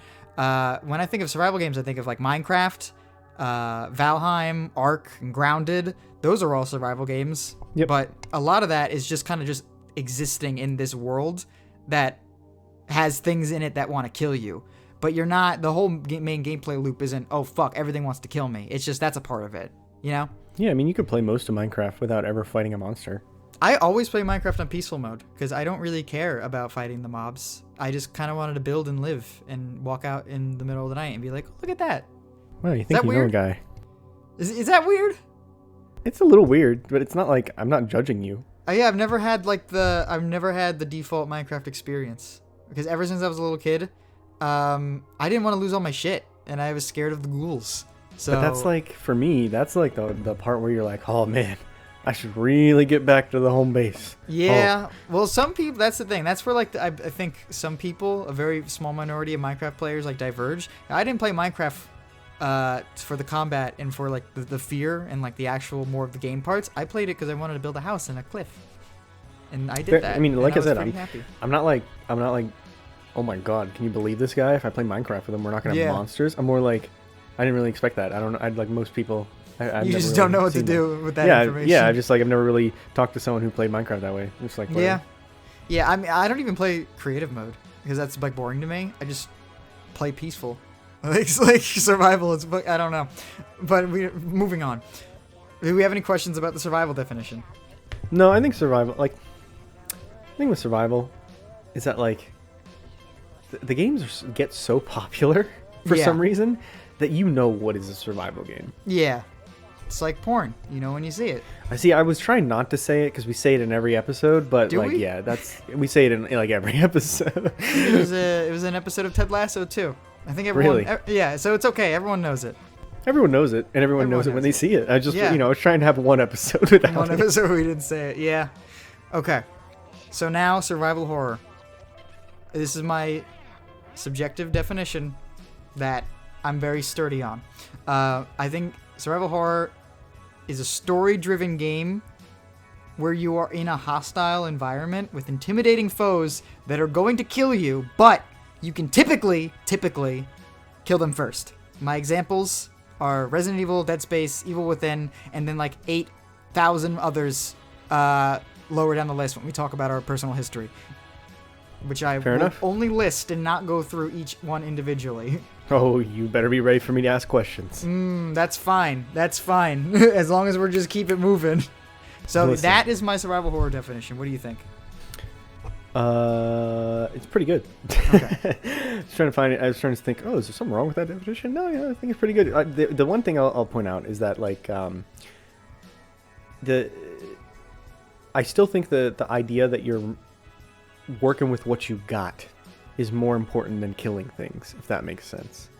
Yeah. Like working with the world, each kind of like knowing the mechanics and using them to your advantage to get an advantage over the enemies is more of what your mental capacity is put towards rather than the actual act of like aim and shoot, kill the enemy. Yeah, I guess that's not really in my definitions most of the time, because it's not really something I think about, because I think once I kind of get used to a game and I kind of get good with it, that isn't really a problem by the end of it, you know? But it's not like a problem. That's just the game. Yeah, not like a problem as in a bad thing, as in that's not like a challenge for me anymore. Once I'm at like the end of the game, I feel like most of like the big survival horror games that aren't really concerned with difficulty aren't like killing you at the end. What about think about how much time you spend in the inventory and in the map in a Resident Evil game, as opposed to actually killing zombies. I mean. Yeah, that is true. That is very true. And once you kind of kill them, they just don't really come back either. You're just like, okay. Sometimes. Sometimes. The big ass So I think it's important to keep in mind that it's not just shooting bad dudes. It's more about what are you gonna do to make shooting the bad dudes a little easier. Yeah. Okay, I agree. Okay, so we got story-driven game where you're in a hostile environment with intimidating foes that are going to kill you, but you can typically kill them first. Yes, and that's a big managing your bold resources. on typically. Yes, and we're gonna tack on while managing your resources at the end. Yeah. I don't know why I'm so hung up on this, but that's my. No, I can add that. I think that's where I live. You don't need to write it down. I'm just. No, I'm not, but I can in my head. Yeah, that's where I get the most enjoyment out of these games. Is trying to build myself up to be as prepared as I can be against the things that are against me. You just wanted to be an adult. Explain. You just want to be an adult. You just want to be like, "Ooh, I'm prepared to do this challenge." Right? No, that's an adult thing to do. Ever since I turned 18, I have felt so much less prepared to take on any challenges than whenever I was a kid. Oh man, I think a lot of things were prepared for us when we were children. So Boy Scouts, be prepared. I'm not prepared for shit. I'm prepared for dude, okay. I was going to say this as a joke, but I really am prepared to brush my teeth every day. I love brushing my teeth. That's kind of how I feel about drinking coffee. Yeah. Sometimes I'll go to bed and I'll be like, can't wait to have Folgers in my cup tomorrow. That's what I'm at this point. I'm like, oh man, I bought new toothpaste. I bet it's going to taste good. What if it doesn't though? Then you're stuck with it for a month. I am, but I make do. It's okay. It's 50-50. Talk about real horror and surviving real life. I have to figure out how to get health insurance. Stop. That's too scary. I can't. No, I'm not scared of that. The one guy be like. I'd rather be in all of I'd rather be in the entire Dead Space trilogy than find my own health insurance. What kind of healthcare do you think space engineers get? Probably the best. Probably. Okay, well, it's is it dystopian? I don't really know what human civilization is doing in the Dead Space universe, but it's either the best healthcare you've ever seen in your entire life, or it's dog shit. No in between. Well, I mean, there's a lot of hospitals on that ship so far in the Ishimura. I've been going through a lot of clinics and stuff, and they got I've been looking at the tech, and every single one has this helmet. And I've been looking. I'm like, what does this helmet do? What does it put it on your head and it fixes your brain? Or I don't what does it do? Anti-concussion helmet. Yeah. Zaps you. Because everyone's playing football up in space. All right, back on track. Back on track. What is your history with survival horror, and what are your favorites / least favorites? Okay, sure. So survival horror is kind of weird for me because all the survival horror games I've played are just very solid. I can't think of a survival horror that I've played where I'm like, that one really was a stinker, and this one was really amazing, except for one, which I'll talk about in a minute. But I have played a decent amount of survival horror, and I'm going to run through them real quick. I played Dead Space 1, 2, and 3, Resident Evil 2, 3, 4, and 7, and I played the original 4 as well. No love for 5 and 6? No, I'm not playing that. They better remake that before I'm just not interested. Sorry, Capcom. I'll buy all your other products, not that. Evil Within 1 and 2, Silent Hill 2 and 3, Cry of Fear. Big shout out to Cry of Fear. I have no idea what Cry of Fear is. I've never heard of this game. Oh, have we had this conversation? I don't think so. Cry of Fear is a game that a lot of YouTubers played. A lot of horror YouTubers, PewDiePie and cohorts, I feel like were playing when it came out around late 2000s, early 2010s.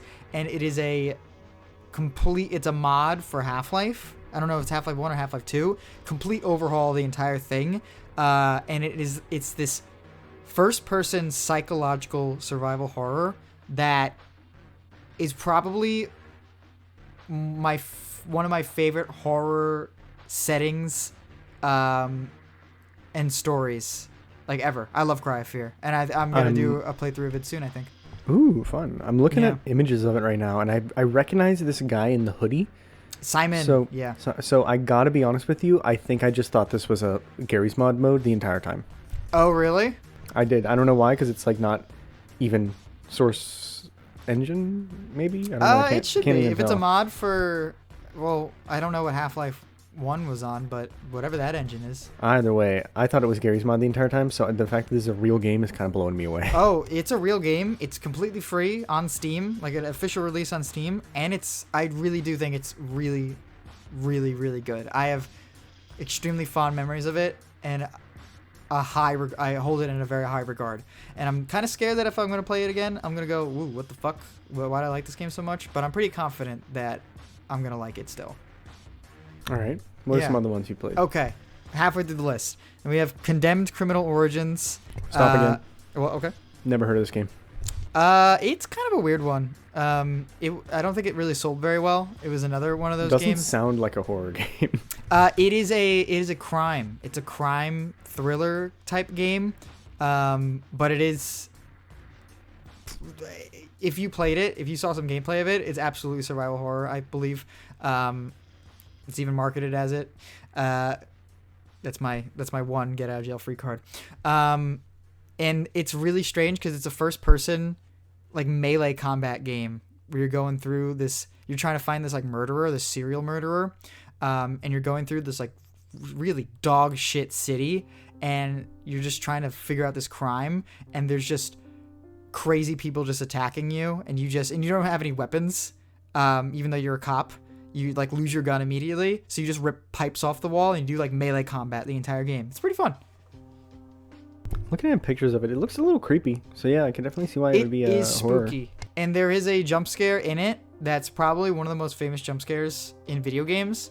I'll probably just have to send it to you later, but it's a dude in a locker, and you're investigating this crime scene, you're taking pictures, and you zoom in on this dead guy's face, and he turns to you, and he's alive, and he like grabs you, and he's like, help me! So... Oh my god. You might have seen it. And then they made a second one, and I didn't play that one because that's not available anywhere except for like the original Xbox. So, not playing that, sorry. Alright, let me finish up the list real quick. Outlast 1 and 2. You know I'm going to stop you again. For Outlast 1 and 2? No, not for... in general. Okay. You might not. Outlast 1 and 2, Prey, Dying Light. Stop. Okay, I'm also iffy on this one as well. What is your question? Yes. Is that survival horror? Is that an RPG? I only put it on there because it was marketed as survival horror. Oh my god, you need to get out of here. That is an RPG-ass RPG. I agree. No, I agree. And it's not scary, and there's not really that many resources, and it's just Dead Island, but better. But it was marketed as survival horror, so I'm putting it up there, I guess. All right. Last two things. SCP containment breach. Stopping again. What? Isn't that just a... Here's where I'm going to let it slide. Uh-huh. But that's like... Isn't that just a horror game based on what we talked about before? Yeah, but there actually is like resources in that. It's There wasn't when I played it. You know what? But the reason I was going to say I might let it slide is because you got to manage your blink. That's a resource. You have to manage your blink. I don't know. You're kind of right. I'm not happy about the last three on this list. This next one you're probably gonna stop me for too. But it's Doom 3. No, that's survival horror. Oh, okay. No, I don't know. I don't know. I've gone back and forth because I've never actually played Doom 3, but I have it and I've seen a lot about it, and I have it in VR actually. Okay. And like I don't know, it's scary and it's Doom, but you have to get bullets. So like, yeah, I guess it's survival. It doesn't matter, obviously. It's just it's a whatever game, to be completely honest with you. It's probably the most like whatever game on this list. But yeah, I'm not really happy about the Dying Light, SCP, and Doom 3 being on this list. But I have to stick to my definition even if I don't like it. Okay. And notable mention for Darkest Dungeon. Do you know what Darkest Dungeon is?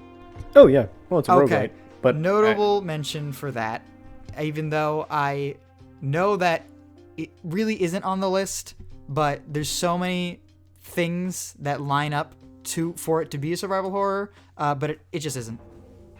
I think that weird game you were into earlier this year is probably more of a survival horror than Darkest Dungeon. Yeah, I What's it called? I didn't Fear and Hunger. Yeah. I did not put that on the list or anywhere near the list, because I haven't played it, so I can't even. I'm not even gonna jump into that definition. I'm not even jumping into that conversation. I think so. Okay, here, I think because we're in a ancient Greek salon, for the sake of argument, Salon. I think that's what they were called when they would have this Play-Doh in them. They had to sit down and they talk about like what's a survival horror game. It's called a salon. Are you serious? That's awesome. Well, I think that was more of a French thing, but like that's what they like refer to them as. I know what you're saying. Continue. I think Darkest Dungeon is a survival horror game in like all manner. Just because it's a roguelite, like has roguelite gameplay elements, doesn't mean it's not survival horror. It just comes out in like the strangest form. Darkest Dungeon is fantastic. Because yeah, I know you. Go on what you're saying. I know you love it. I feel like it's some. You ever have a game that comes out and you're like, this game was made for me? That's one of the games. Mm-hmm. I feel like Darkest Dungeon was made for me. I feel like when they were at the designing fail, they were like, this kid is in New York, and this guy's gonna fucking love this. No, they did that the Jimmy Neutron thing where they like scan your taste buds. That's what they did with your brain. Yeah, that's what they did to my brain in the middle of the night. They were like, why are we doing this? How is this gonna help our game? And the main developer was like, help our game? What? But no, I mean, it's like if you don't survive, you die. There's permadeath, right? Yeah, permadeath for your characters. Yep. Yeah, and you got to collect your resources through roguelite, like risk and reward, and there's a lot of scary things after you. So yeah, I think we can call that a survival horror for all intents and purposes. And so, and last thing on for my section before we hand it over to you. Sorry, I went on for so long. No, I know you love the genre. That's another reason I wanted to talk about it with you, because I'll talk about it in a second, but I'm not very familiar with it, all things considered. Yeah, I love the genre, but again, all these games are just like, most of them, I feel like if you got like an aggregate score, they'd probably be like a 6 or 7. They're just good. They're not like amazing, not one of my favorite games of all time, except for Dead Space 2. I love Dead Space 2. It was my first horror game, my first survival horror game that I've ever played. It was my first, my last, and my everything, and I love it so much. My mom bought it for me when it came out, like when I was 12, 11, 13, around that time. She went, it's not my fault if you have nightmares. And the game scared the shit out of me, but I loved it. I'm glad that she did that. Because it made you what you are today. A monster, man. Little bitch. Made me a monster. But that's all I got. All right, so I'm sure you've taken a look at my notes already, so you know I'm going to ask this question. Yes. And I just I was really thinking about it. Are we going to say that The Last of Us is survival horror? I don't think so. Because, do you have any thoughts on this first because I thought about this. My thoughts are similar to your thoughts about how they market it as survival horror, therefore it is. I looked up, just because I was trying to refresh myself, like best survival horror games of all time, and The Last of Us 1 and 2 are on every single big outlet survival horror list, and every time I saw it, I was like, what are you talking about? Okay, so you're also like, that's weird, right? I think it's weird, but like, I guess based off our definitions and conversation we've had, it fits the bill. But I am like, this feels wrong. I do think that The Last of Us, it's not like the biggest stretch of the imagination that it could be qualified.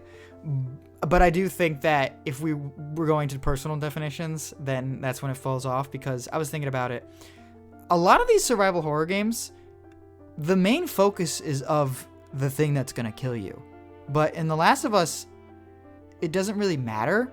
The infected are just kind of there. Yeah, but the people are scary too. The people are scary, but they're not like scary in the same way. I feel like and also it's another thing. Picking up what you said earlier, nobody's scared. Like, they're scared of dying, but Joel isn't looking at a clicker going, "Oh fuck, oh no, I'm gonna," like, he's like, "Oh man, Like, You want to know why he's not doing that? Because if he does that, then he's gonna find him. He's keeping quiet. Yeah, that's true. It's true. But like, you take out clickers like it's nothing. You have the same reaction towards the clickers than you do with like the people, I feel like. But no, I feel like a lot of the focus on most things in horror is of the scary thing. But Last of Us is about the people, Joel and Ellie and their relationship and their journey. Not about the Rat King beneath the hospital, you know? I think, from my personal take on it, is that I would call The Last of Us survival horror, but it's like more of an action game. Because I've been playing through Uncharted recently, and I'm like, well, you know, these people have guns, and they want to shoot you in the face. That's pretty scary, but it's not survival horror. Yeah. And like, this is the same idea, but some of the enemies are horrific zombies, so I'm going to give it the pass and say it is survival horror. And all right, with that, I will say that is the first one that I played. But really, the first traditional survival horror game I played was Soma. You remember this game? I have never played Soma, but I really, really like it. I really like what I've done a lot of reading about it because it's like it's one of the games that says something, and I love the topics and discussion around Soma so much. Yeah, I blame Soma for my obsession with like sci-fi Lovecraftian future stuff, because I don't know if this is a spoiler or not, so I guess spoiler alert for a like 8-year-old game that they're probably not going to remake or anything. Right. The whole thing is like I don't know if you're trying to, but the resolution is that the Earth is like taken over by these like fucked up things, and you try to upload your brain to like a simulation so that you can live a happy life forever. And it's like kind of that philosophical thing of like, but is it still you? And is it even worth trying if you're not going to get the benefit of it and stuff like that? And I always thought that was like a really cool idea, which certainly not the first ones to do it, but it was the first ones to do it at $12.99 on Steam on a game that could run on my computer in 2015. I think they did it extremely well, and I love it's called I think it's called transhumanism. It's the idea of how you can be human without being human. And there's so much shit in Soma that it's like are you really living? Because throughout the game, you beat the game. Yeah, you just said the ending. Yeah. But I think multiple times throughout the game, even before that, you switch bodies, where because you're in a robot body, your consciousness is in a robot body, and you switch to another body.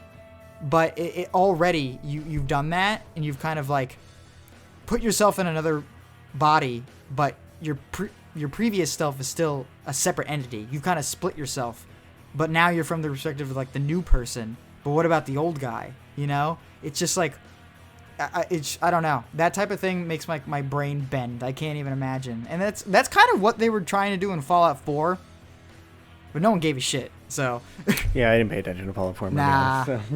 Fallout 4 kind of slipped the bag right there. Soma is fun. It's not like the best gameplay in the world, but it gets the job done. I think it's a really scary survival horror, which isn't something you always get. It's usually just kind of scary.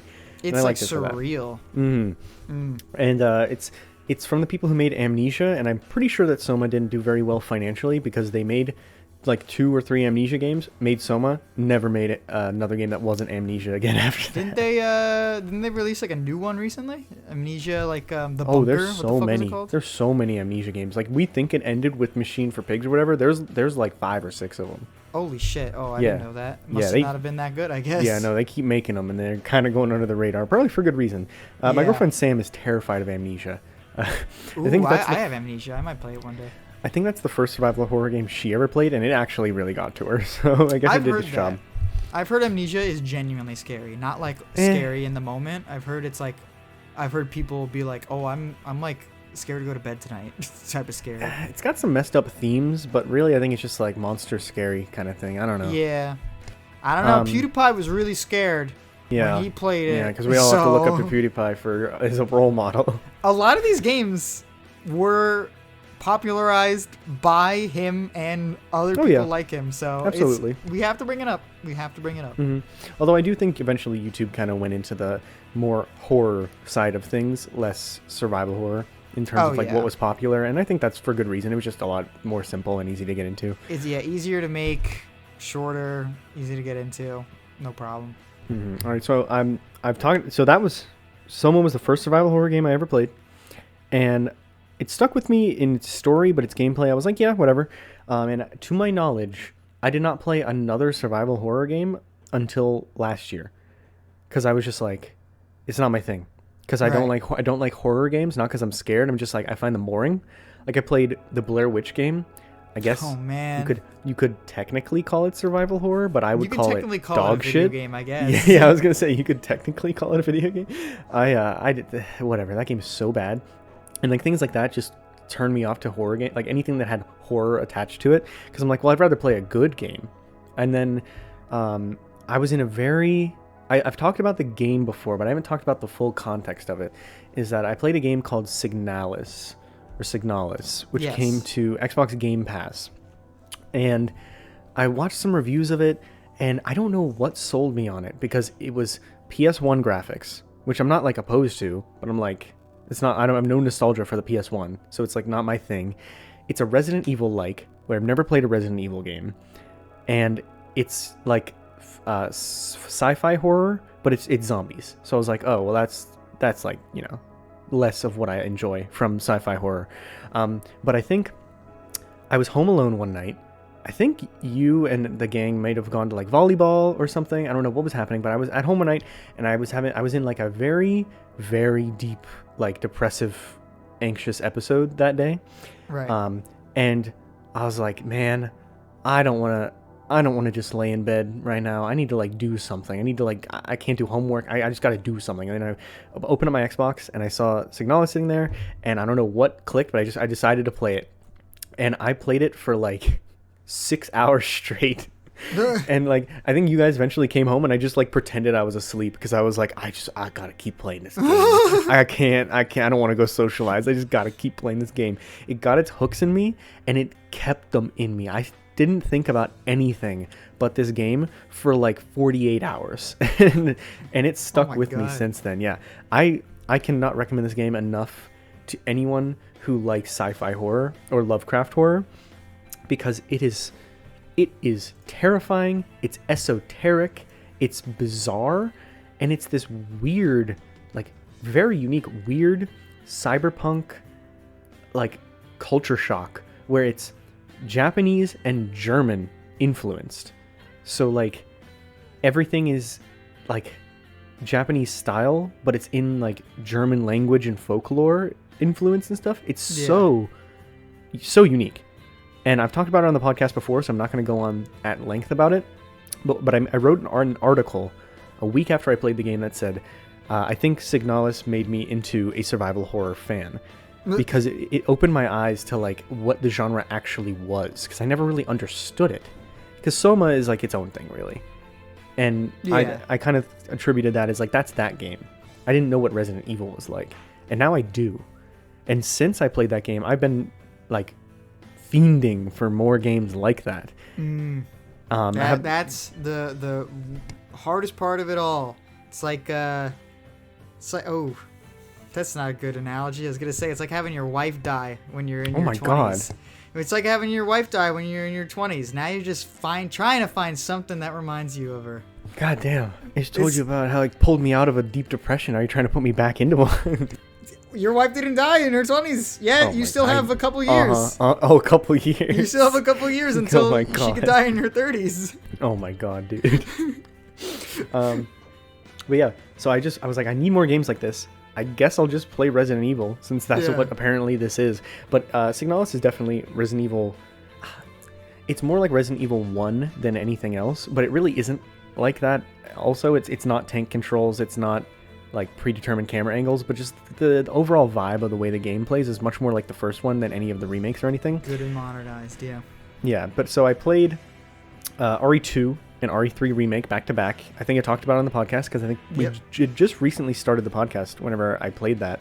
Yeah. And so that's really where my history with the genre started, and Dead Space is where it ends. Those are the only 5 survival horror games that I've ever played, and I've really, really enjoyed all of them.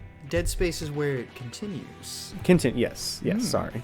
Yes. Yeah, it's you know what? You picked some good ones to play. I think that those are all bangers. I guess I should butt in that I also did play like half of RE7, but then just watched you play the rest of it, and then also played through RE8, which I somehow forgot about, even though I really liked it. So we're going to add that into the really liked it pile. I haven't had anyone that I haven't liked yet. I think we all played that. I think it counts that we all played that together. Yeah, absolutely. I tried to make that a collaborative experience. Yeah, we had Jonathan in VR while everyone else was just watching him play, and honestly, that might be the objective correct way to play Resident Evil 7. So you better rent out Jonathan for like 3 days if you want to play that game.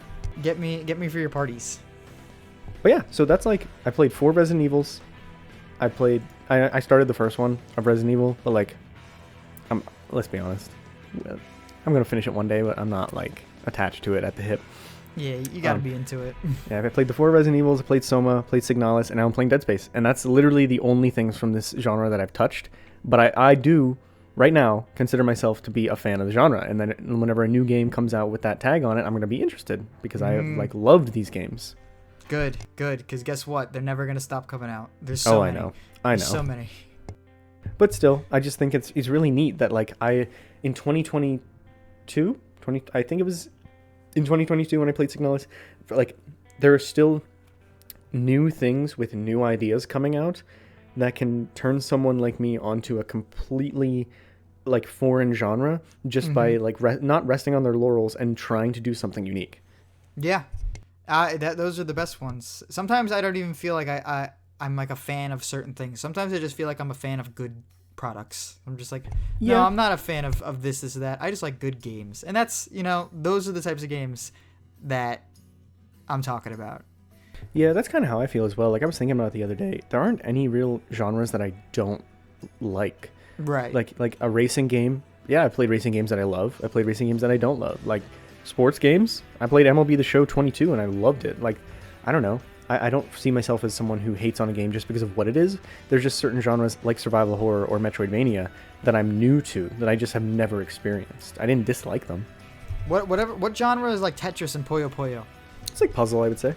Whatever that is, I just can't do it. I don't even dislike it. Yeah, I just can't do it. It just doesn't work for me. Dr. Mario, like games like that, I can't. Unless it's on like my phone, I just don't. I don't get it. I mean, that's, Puyo Puyo Tetris is one of the best games on the Switch, so you're kind of missing out there. But other than that, whatever. It's like the first game on the Switch. I know. Tetris Effect is also awesome, but that was fun to watch you do that. It is very fun to watch. Yeah. But yeah, so that's my experience with the genre. I don't know. Let us know in the comments, like, if anyone, you're a long-term survival horror fan or you're kind of new to it like me, what's your history with it? But for now, we have some audience feedback. So we put out the poll on Instagram. Sorry we haven't been doing that lately. It's just the podcast has kind of been thrown into a whirlwind as of late because Jonathan and I are still settling into our new lives as real adults. Yes. But we should be doing it more regularly now, and thanks for all the feedback. So, first we have Sammy from Miami, friend of ours, writes in with Alien Isolation. It was scary but challenging too. And I know you've played Alien Isolation, haven't you? Yeah, I unfortunately have a bad taste of Alien Isolation in my mouth because I played it when it came out and I was really bad at it. I could not believe how hard the game was. I was like, what the fuck? And I looked up like footage years later. I had to give up when I was near the end of the game because I was just getting it was just, imagine playing a game at a snail's crawl the entire time. That's what playing the game was like. And I was like, what? But I just powered through it until I just couldn't anymore.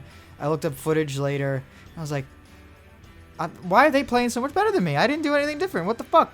I found out recently that Alien Isolation had Kinect support for the Xbox 360. Yeah, it did. Yeah, if you have your Kinect plugged in, it hears you. It hears the room you're in, and if you make sound while you're underneath like a desk hiding from the alien, the idea is that you're so scared of the alien that you're underneath this desk and it hears you and it gets you, right? I didn't know that. I don't know if it ever informed me that that's how the game was going to work, but I didn't know that. And I played video games in my basement at the time where my family was constantly strolling in or hanging out in. So I'd just be dog shit at this video game. And I was like, oh, I don't understand. 10 years later, I find out it's because I had the Kinect plugged in. What the fuck was it even good for? All right, but hey, let's talk about that, though. What? That is like an awesome feature for like parties That is and stuff. an awesome feature for... Yeah, I agree. It is an awesome fucking feature. What happened to me? Why? How did I miss that? I don't know, but like that's whenever you told me that, I was like, oh, I wish they made games like that. Because I'm thinking about if I was playing like, let's say Resident Evil 7 or something, and everyone's in the room watching it and it's listening to you, and like something scary happens and one person screams and then the thing finds you and everyone turns on that person like, oh, come on, that sounds so awesome. Dude, I'm almost positive that's exactly how Phasmophobia works. But I thought that was like a multiplayer game, though. Isn't, like, it is a multiplayer game, but that's like... Have you seen any gameplay footage of Phasmophobia? No, it kind of struck me as like a YouTube bait kind of game, so I kind of avoided it. But I don't know. I don't know. But I've heard it's actually really good. I know some of my friends who like legitimately really like it as like a good game. It might be something that we should play together one day. Ooh. I think it would be actually kind of fun. Imagine playing through like a movie of like an exorcism. We are the exorcists, and we have to go into like this home or whatever haunted location, figure out what is haunting. Like there's different like classifications of like ghoul or whatever. Figure out what's haunting this location, and then figure out how to deal with it. And it's crazy. I'm wondering, is it like maybe you can talk to each other with proximity chat, but then the monster can also hear you? That's kind of neat. I believe so. I believe that like there's all the ghouls have like certain rules or something. I'm sure there's one where it's like, you know, if you yell too loud, it gets you. And I think that might be most of them. I'm not sure. We should do some research on that. Absolutely. Yeah. All right, next audience submission, we have one from Ernest Paris. Sorry about if I mispronounced the name. New write-in, by the way. Said, Silent Hill 1 and 2 are survival horror done perfectly. And I know, Jonathan, you're a big Silent Hill person, and I want to be someday. I just haven't gotten around to it yet. I agree. I agree with most of this comment. Thank you for writing in, first of all. Thank you very much for writing in. But I am of the staunch opinion that Silent Hill 2 is not a game. That's not true. I make the joke that Silent Hill 2 is not really a game. It's more of like an experience, because when I played through it, I thought that it was going to be like a tough as nails, like, oh, I'm really fighting for my life. It wasn't. I was just kind of going through and experiencing all these like horrifying, spooky things that made me feel really bad. Like I felt really bad in real life. Like I was actually doing worse in real life than I was in the game. Because I was loaded with ammunition. Enemies weren't really like a challenge. They were scary, but I can actually kind of like just beat the shit out of them because it's like old and clunky. And I had so many health items. Even in Silent Hill 3, it's kind of like the same thing. I was never like, oh, I'm gonna die. I was just the real survival horror is like your emotions for Silent Hill, in my opinion. Maybe 1 is different. 2, I don't know what they were doing in 2, but still really like 2. Hold that one in high regard. I really want to play Silent Hill 2 because I have it. I want to play that before the remake comes out. That way I can dog on the remake because I hate Bloober Team. Dude, you gotta play Silent Hill 2. I know. Got to. You have to play it.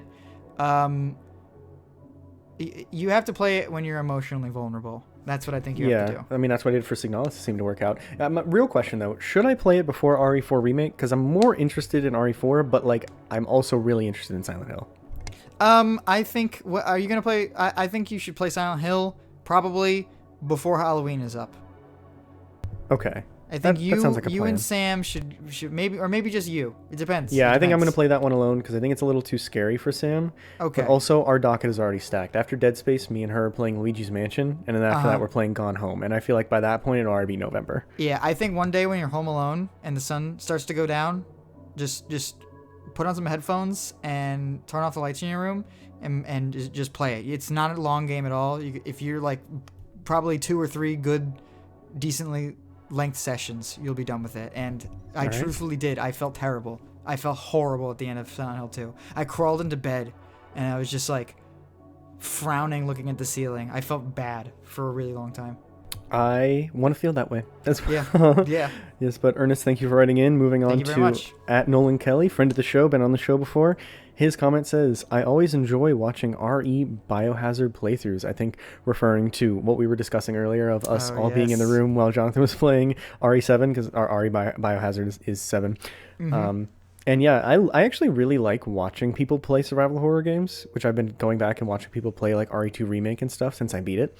Because I think part of the appeal of it, of playing it or watching it, is like you never know when the moments are gonna happen. Yeah. Because it's not scripted really for the most part.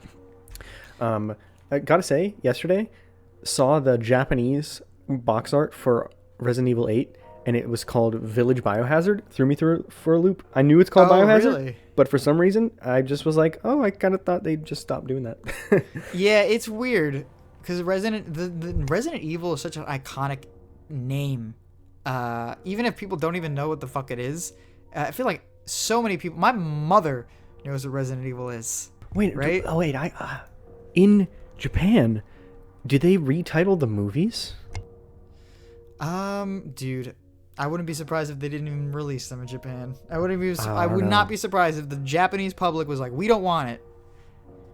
Yeah, maybe. I've actually heard they're all right. I've heard some of them are all right. I don't know. I looked it up and I can't. They keep showing me Resident Evil Death Island, which is that new CG movie. That's not what I'm talking about though. Resident Evil with Afterlife. Mila Jovovich. Yeah, right? from Monster Hunter. Of course. God. And then a final write-in from Sam, my girlfriend, who's always one of our biggest supporters. She said, I don't have one. Which survival horror... The question was, what's your favorite survival horror game? I don't have one. Which survival horror should I start with? Also, The Lost Wild looks fun. Lost Wild is a dinosaur survival horror game that's coming out that I've seen trailers for that actually does look pretty fun, but it also looks really low budget, so hopefully it works. If it works, I think they could really pull something off, because Jurassic Park... The scary parts of Jurassic Park are more scary to me than most horror movies I've ever seen. Oh, yeah, Jurassic Park is a horror movie. I know, but like you know what I mean. Like when I was a kid and I watched Jurassic Park, those scenes freaked me out more than I've ever felt watching any like Hereditary or anything like that. Yeah, dude, that's fucking scary. It's like I feel more confident taking on what is it, Pazuzu? What was his name? Oh, I don't know. Pagan? What was it? You know. I know, but I don't. Yeah, the guy. Dude in Hereditary. Feel more confident taking him on than any dinosaur. Yeah, and then to her question, what should she start with for survival horror? What do you have any recommendations for like baby's first survival horror game? Baby's first survival horror game, one that I think that'll get you interested and you'll have fun, and it's like just still good. You're already doing it. Dead Space. You know, really, you would recommend like the Dead Space remake as everyone's first one? I do. I think so. I think Dead Space as a very interesting setting. The gameplay is fun. It's spooky enough. You're either scared of the necromorphs or you're at least like, this is disgusting and I don't want to get killed by them. And they just remade it, you know, and apparently it's good too. So I feel like you're already on the right track. Just either keep playing Dead Space, watching Dead Space, or Resident Evil 7, I guess. Okay, I'm going to pivot there a little bit. Okay. And I'm going to say Resident Evil 2 remake. Yeah, that's probably better actually. I think I didn't mention this, but I'm pretty sure I was like trying to think this out in my head. I'm pretty sure Resident Evil 2 remake is my favorite survival horror game and my favorite horror game. It is so close to being a perfect video game in every way, but I do think it might not be for everyone, just because some of the puzzles can be quite obtuse and like the backtracking and everything. So I don't know. For me, I think Resident Evil 2... Oh, yeah, just real quick. I think Resident Evil 2 is a better game than Resident Evil 7, but I think Resident Evil 7 has a certain pull and way... Like, it has a certain pull, structure, and pacing about it that makes it kind of brain-dead easy to get into. That's the only reason why I say 7. It is also more traditionally horror, so it's an easier sell of, like, you want to get scared? Yeah, like the beginning house section with, like, up until you leave the first house, still fun. Still, like, a thing I like doing, you know? Yeah, and it's, like, genuinely scary. Yeah. Jack. Jack. Oh my god. But yeah, for me, I'm gonna recommend Resident Evil 2. It is like a gamer's game, if you know what I Right. mean. Like I wouldn't, if I wanted to sit down with my mom to play a scary game, I probably would give her like Spooky's House of Jump Scares or whatever it's called now, or like Right. Slender, the 8 pages. I wouldn't give her Resident Evil 2 because you got to think about a lot of things all at once, know the controls perfectly, be able to use your reflexes to kill these zombies. Like you're always tense in RE2, and that's kind of what I Right. love about it. Yeah, it is a game. Slender the 8 pages, however, debatable. Very debatable. Dude, Slender. Oh, Slender the I 8 remember- pages set back Gen Z more than any political commentary ever did. me and my friends tried to play Slender.